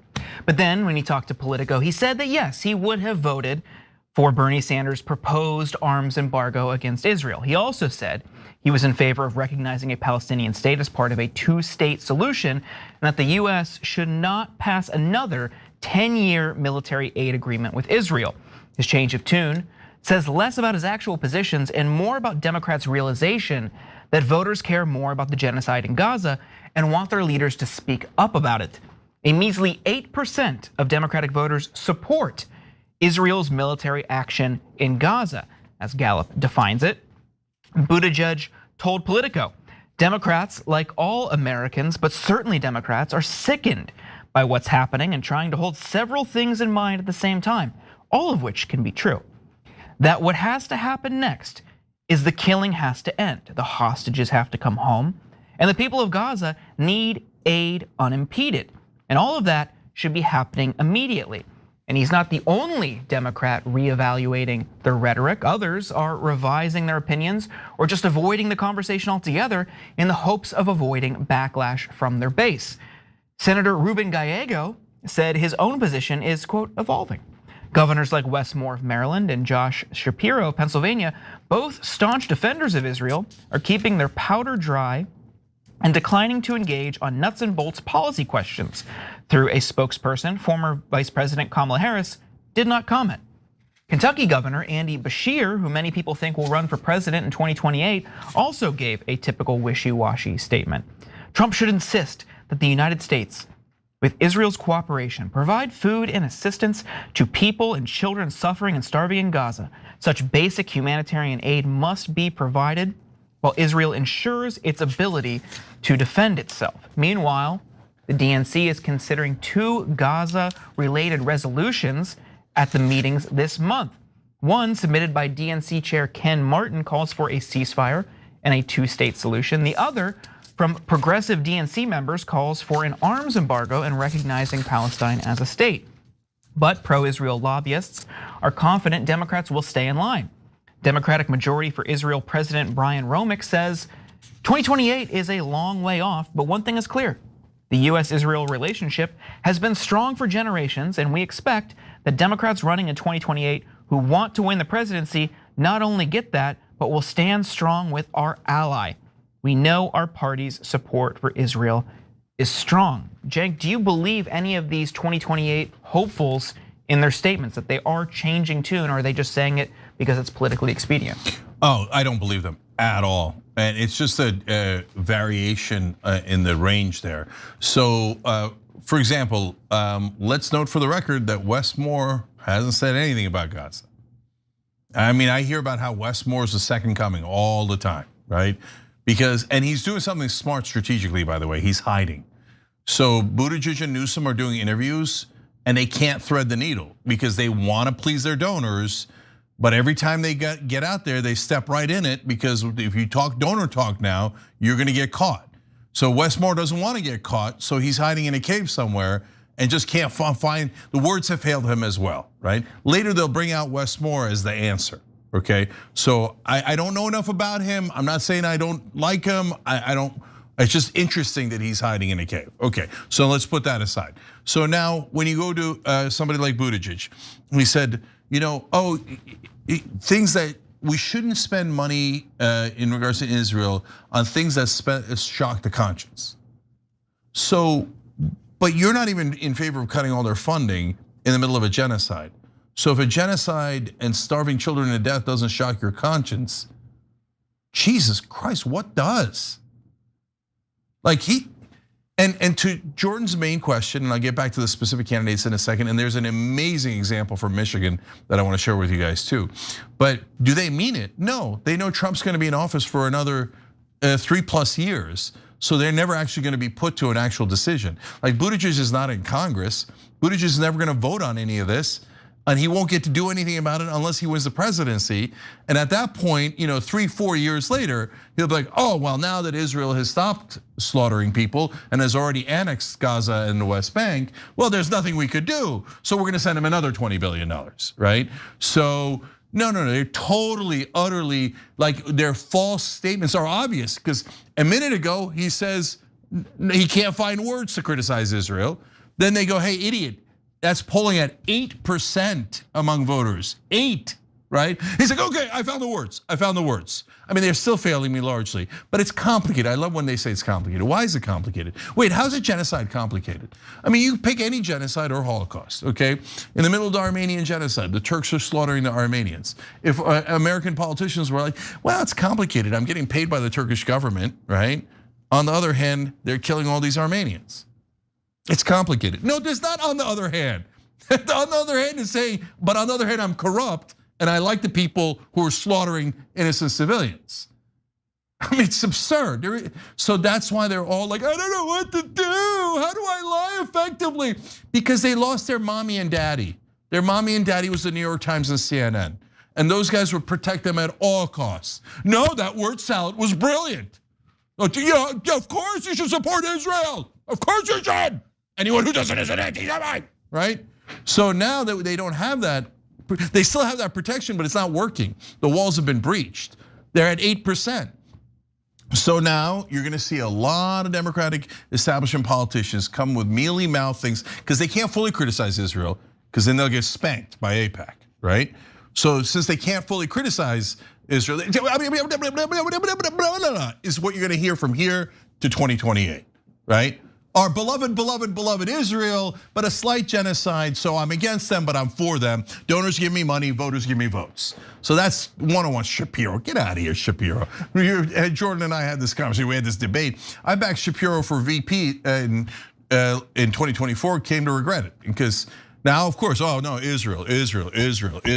No, brother. You're in America. Focus on this country, okay? So look, I'm gonna save the Michigan example. I gotta let Jackson. Well, I think it's good that people like Pete Buttigieg are starting to make these slip ups. at this point before the midterms, let alone before the 2028 election, because right now we're really dealing with, you look at like the youth vote that Trump lost at 27% slide. Those are the types of people that the Democrats really need to go after, because they're not just gonna vote Democrat just because they don't like Donald Trump or just because they're unsatisfied with this administration is doing. Things like supporting Palestinian lives, not being in favor of sending more weapons to Israel. Those are going to be the key issues that bring people in, especially who are, like those independents and people like that who slid over to Trump in 2024. Because a statement, like if Pete Buttigieg says, like, we cool with giving Israel money, but not for reprehensible things. I mean, once we give them the weapons, we don't have any control over what they do with them. And at the end of the day, it's war. So like, you can't say that you're not in favor of giving more weapons to Israel when we're doing it repetitively, no matter who's in office. And so right now, it's really important that the Democrats, one, mess up, keep messing up so that we can keep calling y'all out. But also there's so much room to get better people in office because Gen X on down we're of age. And as I say all the time, a lot of the people that we got to knock out are like 82, 75, So it's just, we got to take advantage of the fact that these people's time is up. Yeah. One thing, I know if you want to get to the Michigan thing, I want to point out who exactly Pete Buttigieg ran to. So in this Politico story, he talked to Adam Wren, who, as somebody like myself who followed the 2020 media cycle really closely, Adam Wren was the beat reporter for Politico on Pete Buttigieg's campaign. And over time, people like myself noticed that he started to shift his reporting into what staff on other campaigns were saying about Pete. It wasn't so much about reporting on Pete, he was reporting for Pete. So when I saw that byline, it was pretty glaring why they chose this reporter to talk to, because they knew he would be hospitable, he'd be a stenographer, and he would help Pete in his quest to clean up his comments and rehab his image on this issue. Again, I can't reiterate enough. This guy knows how to talk. He has been seen as the poster boy for liberals for the past few years because of how clear and concise he is in the media. And then suddenly, how do words work? Yeah. So look, I'm glad he went on Pod Save America, and that's considered more of a safe show, and good. They ask good questions. Like the reason why Buttigieg wouldn't come on a show like this is 0% chance is because we'd ask ferocious follow-up questions, and he's not interested in that. Okay, so but everybody has a different role to play. I love that Favreau asked some good questions that led to the word salads that led to this issue. So God bless Pod Safe for doing that, and that's the thing though. What's safe anymore? So you go on what you think, what Buttigieg perceived to be a safe show. They ask him good questions. Now it's his job to answer it, but he can't answer it. And it doesn't matter that you went on that show. Everybody else can see it now. Before the politicians would sometimes, all the way back in 2012, for example, we show Mitt Romney all the time saying one thing in front of one crowd and a completely different thing in front of a second crowd. And the idiots hadn't caught on to the fact that it's on YouTube, brother. Like both speeches are on YouTube. We're just gonna put them together. Like back then, they didn't even know what YouTube was. They just assumed they could lie in front of audiences and never get caught. So it's taking them forever to realize, oh, if I go on one show and I say something stupid, all the shows are gonna see it, right? So there's no place to hide, is my point. All right, now we go to Michigan. So there's two people in the race that are doing a great job, Abdul El-Sayed and State Senator Mallory McMorrow. So curious to hear both of them out. Both of them are a little bit more populist. Abdul El-Sayed, backed by Bernie Sanders in the past. They're solid progressive, like him a lot. They both raised a good amount of money, all grassroots, not taking PAC money, and they've still outraised the other person in the race. Okay, so they're doing great. We got this, and it's Michigan, okay? So Democratic leadership is like, no. Why no? What? They're polling good. They raise more money. They're good. No, we got to bring in a corporate Democrat. So they are bringing in Haley Stevens, who's a Democratic congresswoman, who's raising almost no money from the grassroots. She's actually trailing in fundraising those two because her corporate and Israeli lobby money has not come in yet. Wait, did I mention Israeli lobby money?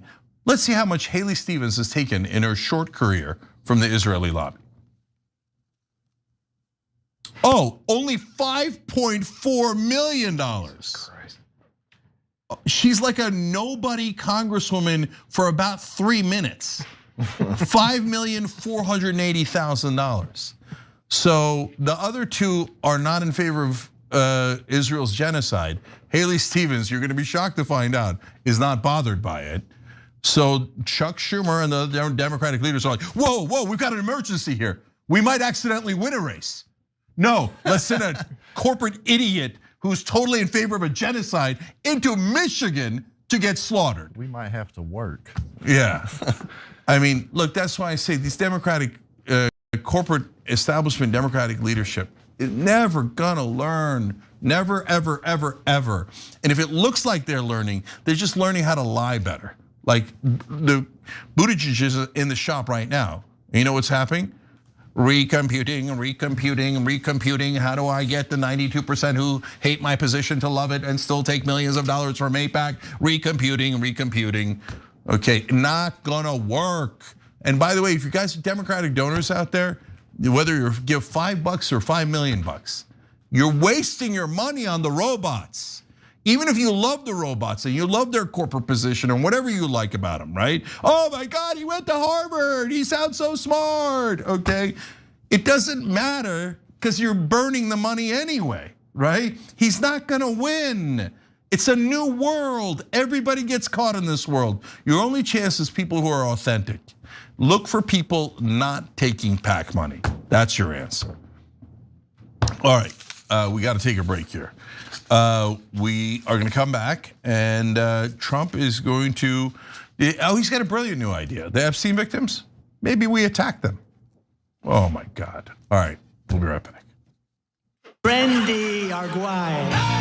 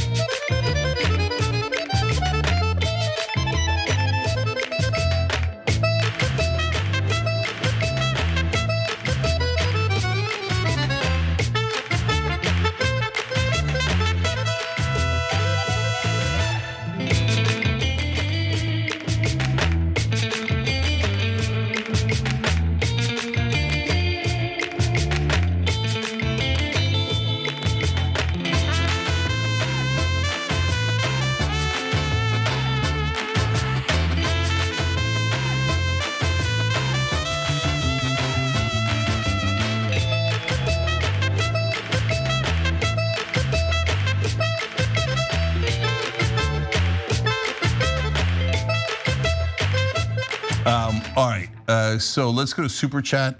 DJ Payne writes in, I know I'm not the brightest bulb in the room, but when it comes to politics, but I can't point out the BS in a New York Minute. Pete Booty is whack and his beard sucks. Look, guys, I told you, beard, and then you see his shirt. He used to come in like the suits and stuff, and Morning Joe ate that up. Right? Oh, what a professional careerist. We love those guys. Now all of a sudden, like tattered shirt, like, yeah. Like, I bet he spent hours tattering that shirt. Okay. Anyways, Brickhouse Mama 98 says, prices have gone up so much, $5,000 to fix my car. Jesus. Yeah, there's a lot of pain out there. By the way, gas prices for other reasons have not gone up yet. If gas prices go up, 99. Trump and the Republicans in 26. Mitchie 28 says, I work for a larger company that imports and exports all over the world. We've had 3 price increases since December due to tariffs and threats of tariffs. We work with companies as large as ExxonMobil. So those price increases have already begun and more on the way, and there's nothing that Trump can do to stop it other than taking away the tariffs. Deb Long writes in, the happiness and excitement Trump had while clapping for Putin's arrival today is the same reaction my dog gives me when I come home from work. Interesting analogy. On the YouTube member section, LL Taco Dragon says, Jackson in studio. What a freaking power panel, both hours. Right, definitely a good Friday. Okay. Yep, and DJ Payne also chimes in here and says Jackson is on word. And we got fire emojis, etc. Brett Wells says, I live in a very red Florida district. Many of my lifelong Republican friends / neighbors are proud never Trumpers, but wouldn't vote for Hillary, Biden, Kamala, but enthusiastically supported Bernie. Yes, the knucklehead Democratic leadership would like, oh, we're gonna get the Republicans in the suburbs. No, you're not. But you will get independence if you actually go with an actual authentic economic populist, okay? But they don't want it. They'd rather have Trump win than Bernie win, even at this late date. Oh, but the donors got the tax cuts and Israel gets whatever they want. If Bernie was president, Israel wouldn't necessarily get everything it wants. So there's no way, they'd much rather have Trump. Burning says Mamdani should be careful of Obama and his people. A lot of people wrote that in. Joshua Forster, who's just signed up, says absolutely love you guys. Keep up the amazing reporting. Oh, that's awesome, Joshua, we appreciate you. Okay, I am out of time, we'll be right back.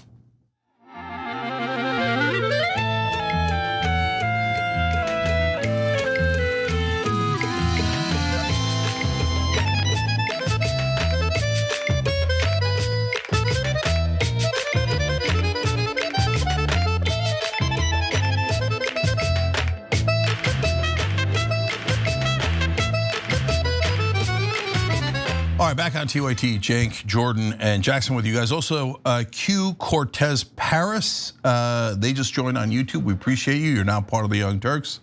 I can't help but read these two fun comments from TYT.com members.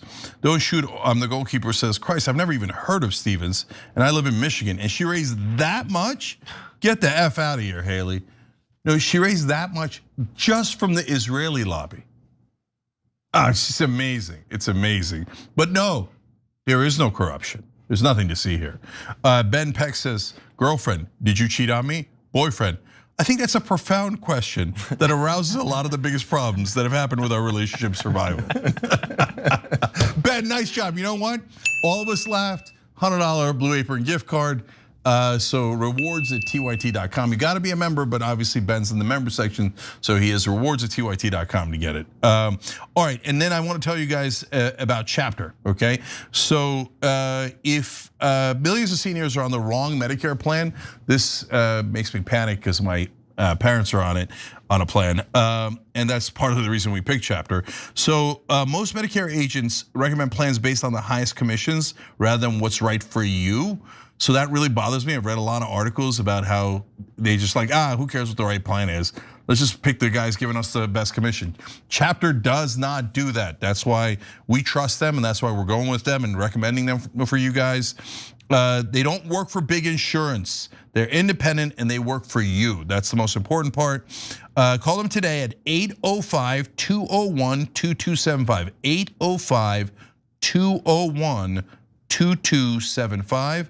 And in about 20 minutes, you might be able to save, on average, people save $1,100. That's a lot of money, okay? So that's on average. And then finally, if you don't want to use an old school phone, easy, askchapter.org/TYT, askchapter.org/TYT. All right, Jordan, what's next? Take a look at this. Mr. President, I know you've urged people to move on, but I'm curious, why do you think your supporters in particular have been so interested in the Epstein story and so upset about how it's been handled? Why do you think that is? Why they would be so interested? He's dead for a long time. He was never a big factor in terms of life. I don't understand what the interest or what the fascination is. Are you still talking about Jeffrey Epstein? This guy's been talked about for years. Are people still talking about this guy, this creep? Trump has tried his hardest to deflect and distract from the Jeffrey Epstein story, but that tactic really hasn't worked well on its own. So now he's doing what he does best, trash talking. Not his supporters who want transparency, but rather the victims. Over the last few weeks, Epstein victims and their families have started speaking out more. One victim, Maria Farmer, who worked for Epstein when she was 25, even spoke to the New York Times about how Trump could appear in the Epstein files. The encounter with Trump, Farmer said, occurred in 1995. as she was preparing to work for Epstein. She said she told the authorities that late one night, Epstein unexpectedly called her to his offices in a luxury building in Manhattan, and she arrived in running shorts. Trump then arrived wearing a business suit and started to hover over her. Farmer said she recalled feeling scared as Trump stared at her bare legs. Then Epstein entered the room and she recalled him saying to Trump, no, she's not here for you. Cenk, this article came out July 20th, and we've never heard Trump say anything publicly about the victims or their families. Why do you think that is? Because he doesn't care. You know what it reminds me of? This might be a curious analogy, but what Netanyahu says about the hostages. You get the sense that he doesn't really care at all, right? He's like, oh yeah, I am so worried about the hostages. I will now be bombing that part where they might be held with 2,000-pound bombs. You're not acting like you care, right? So now in the case of Trump, he's not even doing that, right? He's not like, oh my God, my heart breaks for the victims. He's just like, what victims? His administration literally put out a statement saying, not only is there no file or no list, there are no clients. So I guess what, are the girls all lying? Because they've talked about a lot of different clients. We had Tara Palmieri on the show just a couple of days ago, and she is one of the top reporters following the Epstein story. And she's like, no, I've talked to a lot of victims and there's a lot of clients, right? And Trump's like, I don't see any clients. And then my favorite line, you guys heard it about Epstein. He was never a big factor in terms of life. A, what does that mean?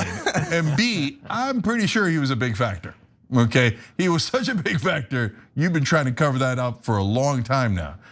Jordan, this is another one of these where like he's getting caught being part of the elites. Yeah. His voters thought he wasn't, but he obviously is. Yeah, and he's hiding it from the public, but from what we understand privately, he's annoyed that people are speaking up. In recent weeks, according to 2 sources familiar with his private remarks, Trump has repeatedly critiqued the string of media appearances by Epstein accusers and their families, arguing that some of them are just trying to make him look bad, or implying that he did something wrong during his time as one of Epstein's friends and party companions. Now keep in mind, in that New York Times article, Farmer clearly stated that she had no evidence of criminal wrongdoing by Epstein's associates, and that includes Trump. But still, she's talking about Trump and Epstein, and despite running on the idea he'd release the files, even though their relationship was publicly known, he's mad he's even being affiliated with Epstein now. And his annoyance gets even worse. At times, Trump has said that some of these people speaking out are, in his words, clearly of a Democrat political affiliation, while wondering aloud if some of them are coordinating with prominent liberal attorneys or groups. And that is very typical of Trump. Swin Susbang of Rolling Stone, who's the author of that piece, went on MSNBC and spoke a bit more to that point. Take a look. I've interviewed some of the survivors. They've come on many of our shows here at MS. And then I've also listened to many of them, read their interviews, and they're incredibly straightforward most of the time. It's basically, we would love if you included us in the process. We'd like to be notified about what's going on. Could you contact our lawyers perhaps before you go down to a prison in Florida and maybe make a deal? Please treat us with some respect. And perhaps if there's something to be learned from these documents that you once said you would release, we'd like to see them too. I mean, those aren't really partisan requests. Those seem like very standard asks from people who've been incredibly harmed. Right, and for a president of the United States who is as obsessed with so-called public relations as this one, you think that he and his administration would put better care in terms of even private or gentle communications with these families and their attorneys and these survivors and these accusers. As far as we can tell, they are mostly keeping them at arm's length. Now, the victims are speaking out because they want justice and they want to heal. Danielle Bensky, who accused Epstein of abuse in 2004 rather, told NBC News last month, all the brave women who came forward, all the work that we did to tell the world what happened to us, it's all being erased. Cenk, what do you make of this? Yeah, I think he's gonna get caught. He's in the middle of getting caught now. So, I mean, bad talking the victims of Epstein. Jesus Christ. I mean, look, I'll add a prediction here because Donald Trump has verbal diarrhea and he cannot keep a thought in his head from coming out of his mouth. And this has helped him, ironically, throughout his career because it gave him an air of authenticity. So he would think some crazy thing and then no consultant could tackle him and tell him not to say it. He'd just go bleh and say it, right? Well, if he's getting annoyed by Epstein's victims, he'll say it one day. He'll say it out loud. And yeah, some in the blind, radical right might go, oh no, or some in MAGA, make Israel great again. For whatever reason, Ben Shapiro, Mark Levin, all those people are like, Epstein files are no big deal, no big deal. Okay, they'll be like, oh yeah. I mean, of course, you saw the Epstein victims are not real victims. There's no actual clients, so they deserve to be yelled at, right? But everybody else will be like, no, not a good look. But to this late date, Trump's administration is still claiming there are no clients. So, and they're never going to prosecute any of them. In fact, the one person they had in jail, they just moved her to a country club, Ghislaine Maxwell, and they're talking about maybe letting her out early. So, I mean, this is brazen, and I think it's going to wind up in disaster for Trump. That's my sense of it. What do you think, Jax?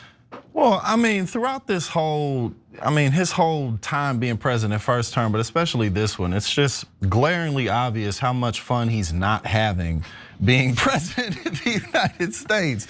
Like, because despite his endless guilt, he didn't really ask for any of this. In 2016, that was all just an ego project, a way to, get back at Obama and all the people who laughed at him and made a joke about him. And then he actually accidentally became president. How could he possibly have thought he would really cross that lexicon? And then while he was president the first time, over 1 million people lost their lives during the COVID pandemic. That number maybe could have been a couple 100,000, perhaps.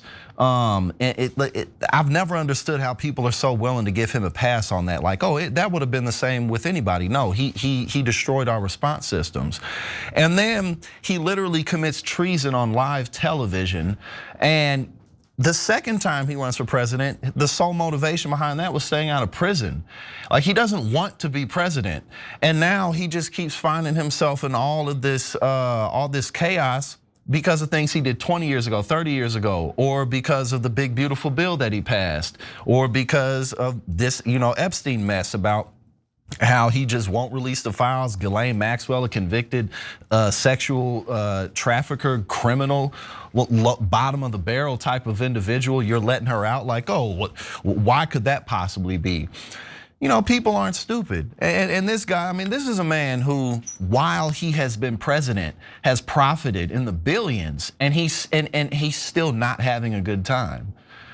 So everything that you can possibly imagine, he has sold with his raggedy ass name on it.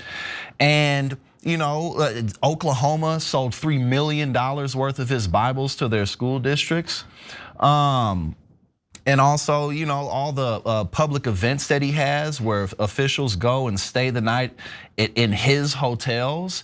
And he just does this in front of everyone. So it's kind of no wonder eventually he was going to have to get caught up in something. But as he continues to tank his presidency and destroy the country and our relations with foreign governments, I think it's just going to get worse for him. And because he has no ability to make any of this look good, and he's hurting people in real life.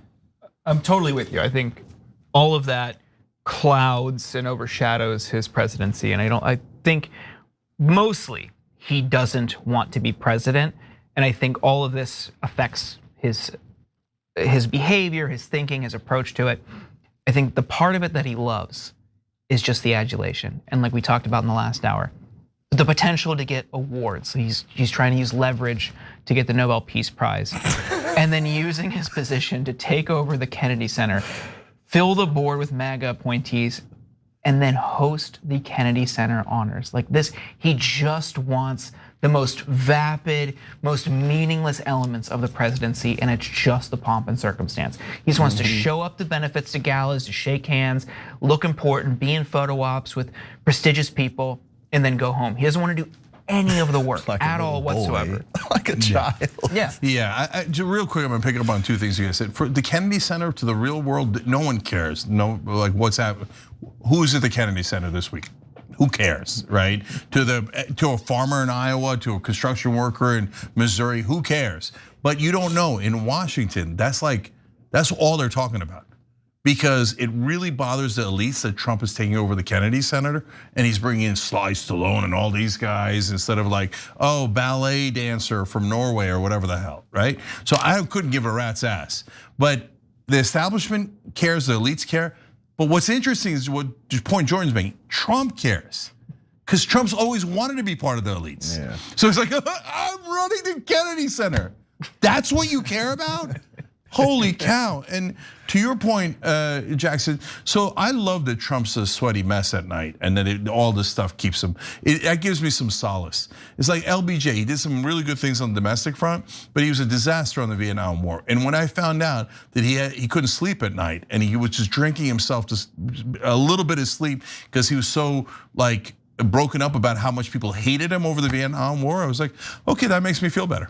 Okay, and that's how I feel about Trump, as he makes a mess of everything because we're not his toys. And he treats the country and the voters like his toys. And he keeps breaking things, and eventually he's gonna break his own base. And this is the one to do it on. Because he said he could shoot someone on Fifth Avenue and get away with it. We found out that that was largely true.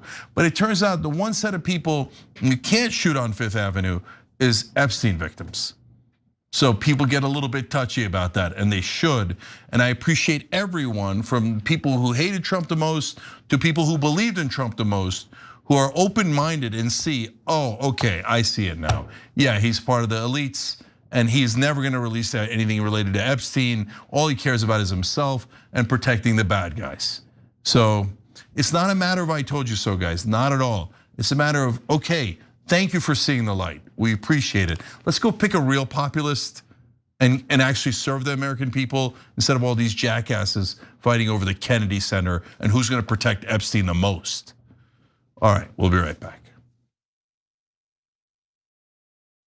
Your all-time favorite president, me.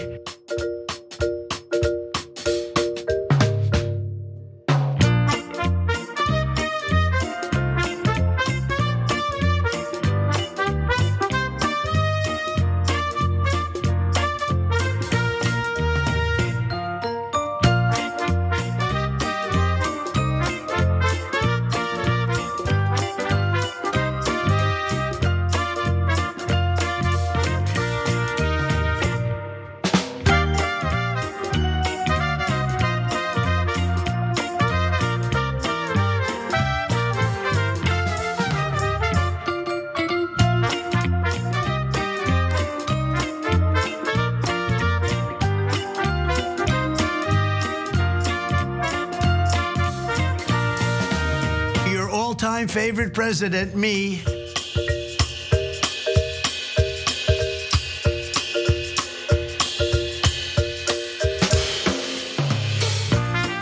Back on 282. I'm gonna start with a compliment about me, and then it's gonna be mainly compliments about Jackson going forward. Ganja Cat 420 starts on YouTube member section by saying, "Love you guys, keep up the great work, TYT.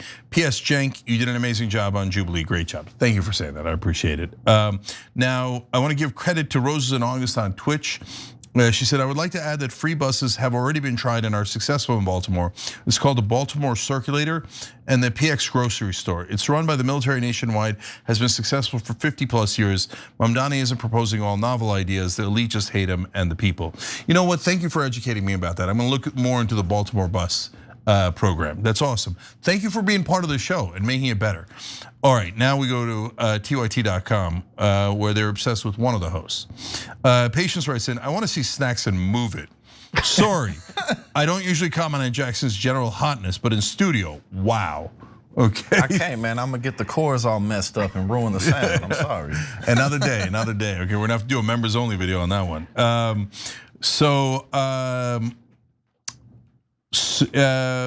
To Cray Souffle writes in, I knew I heard a lot of military aircraft flying around today. It's because Snackson is back in town.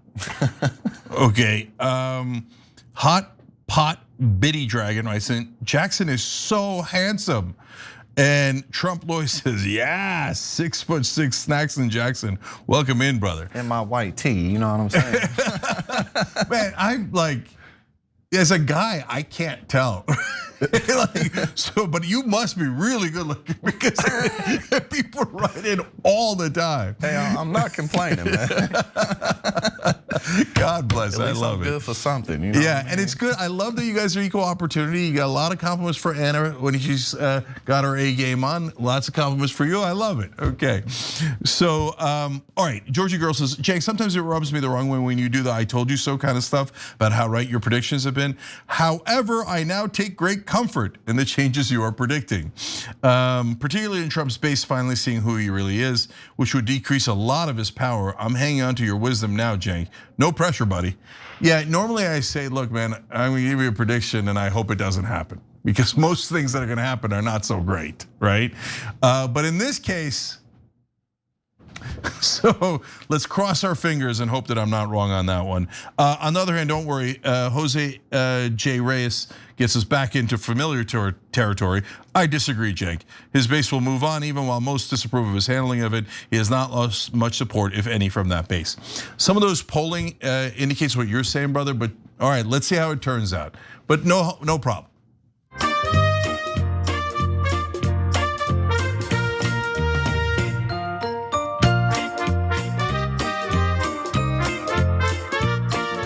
All right, back on TYT. Cenk, Jordan Jackson with you guys. Mr. East 365 joined on TYT.com.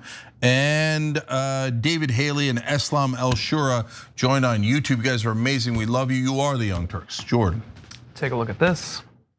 Now, mayonnaise is like in low doses is good, but it's kind of like I had a buddy who used to eat French fries with mayonnaise. I thought that was disgusting. That's the only thing my husband eats. With French fries or like period? Period. Cool. Katie Miller revealed just how tasteless and bland her husband, Stephen Miller, is. She sat down with the Vice President of the United States of America to discuss personal and family-related topics, including things like whether it's harder to negotiate with children at bedtime or Senate Democrats, favorite TV shows, book club reads, and more.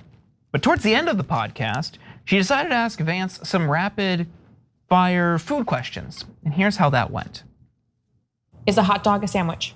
No, absolutely. Is that a question? Yeah, it's a question. Definitely not. Does pineapple belong on pizza? Of course not. No. If you could only eat one condiment for the rest of your life, what would it be?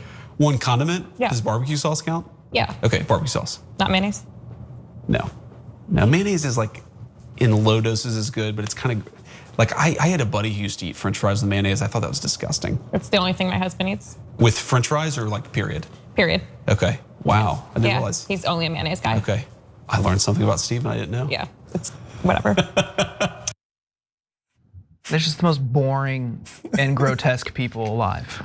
Jack. Okay, I'm mainly doing this because I want to tell you guys how the TYT audience voted, which we'll get to in a second.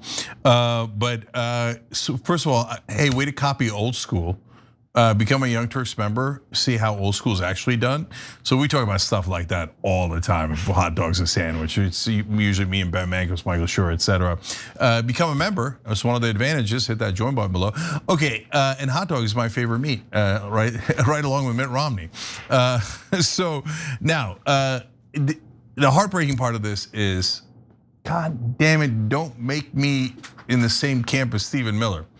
I love mayo. Oh, no, okay. No. Yeah, so that's disgusting. So see, all these elitists, they're always giving me crap for liking mayo, okay? And Ben on Old School also gives me crap for mayo. He thinks it's disgusting. So we decided to do a poll on it. We once did a poll based on one of Ben's recommendations. This is like nearly 7-8 years ago. And the poll was Elon Musk, yes or no? Okay. And Ben was right, it was a resounding no. Okay, now in this case we asked, mayonnaise is A, all-American, B, disgusting, C, harmless. Let's see how the results came out. Okay, here we go. Oh, I'm just telling you. Oh, no, harmless, 30.84, not bad. Oh, this is a different poll. That's in the live chat. God bless people like ketchup the most. That makes sense. Okay. True American. Okay. So on TYT.com, So harmless came in at 31 points. So okay, a lot of people are there. That makes sense. Disgusting came in at 21.5. All American came in at 47.6. All American. Take that, Jordan. Okay. I bet they don't serve any mayonnaise at the Kennedy Center. No, they have aioli. All right, now tiebreaker, mayonnaise. I'm pro. He's anti. Come on. I can do mayonnaise. I like mayonnaise. Okay. I can't. But of course, Stephen Miller only eats mayonnaise. Yeah, I could just imagine him with like a big old bowl full of mayonnaise and a spoon, don't just like focus here. while he throws up the Sieg Heil. And It's not just that he likes it. It's that's a big part of his diet. And his personality. Yeah. He's just a big walking jar of mayonnaise. Now you would think that would be me, okay? But even I don't eat mayonnaise from the jar. No, you know, when him and his wife get into it and she makes him sleep on the couch, he just gets out a big jar of mayonnaise and watches sad girly movies, rom-coms. Well, Jackson, you did it. If the last thing in the world I wanted to think about was Stephen Miller eating mayonnaise. No, you topped it with next to him because he had to talk to a Mexican this morning. Well, that might be another thing, but the thought of him and his wife, and I don't want to even think about it. Okay.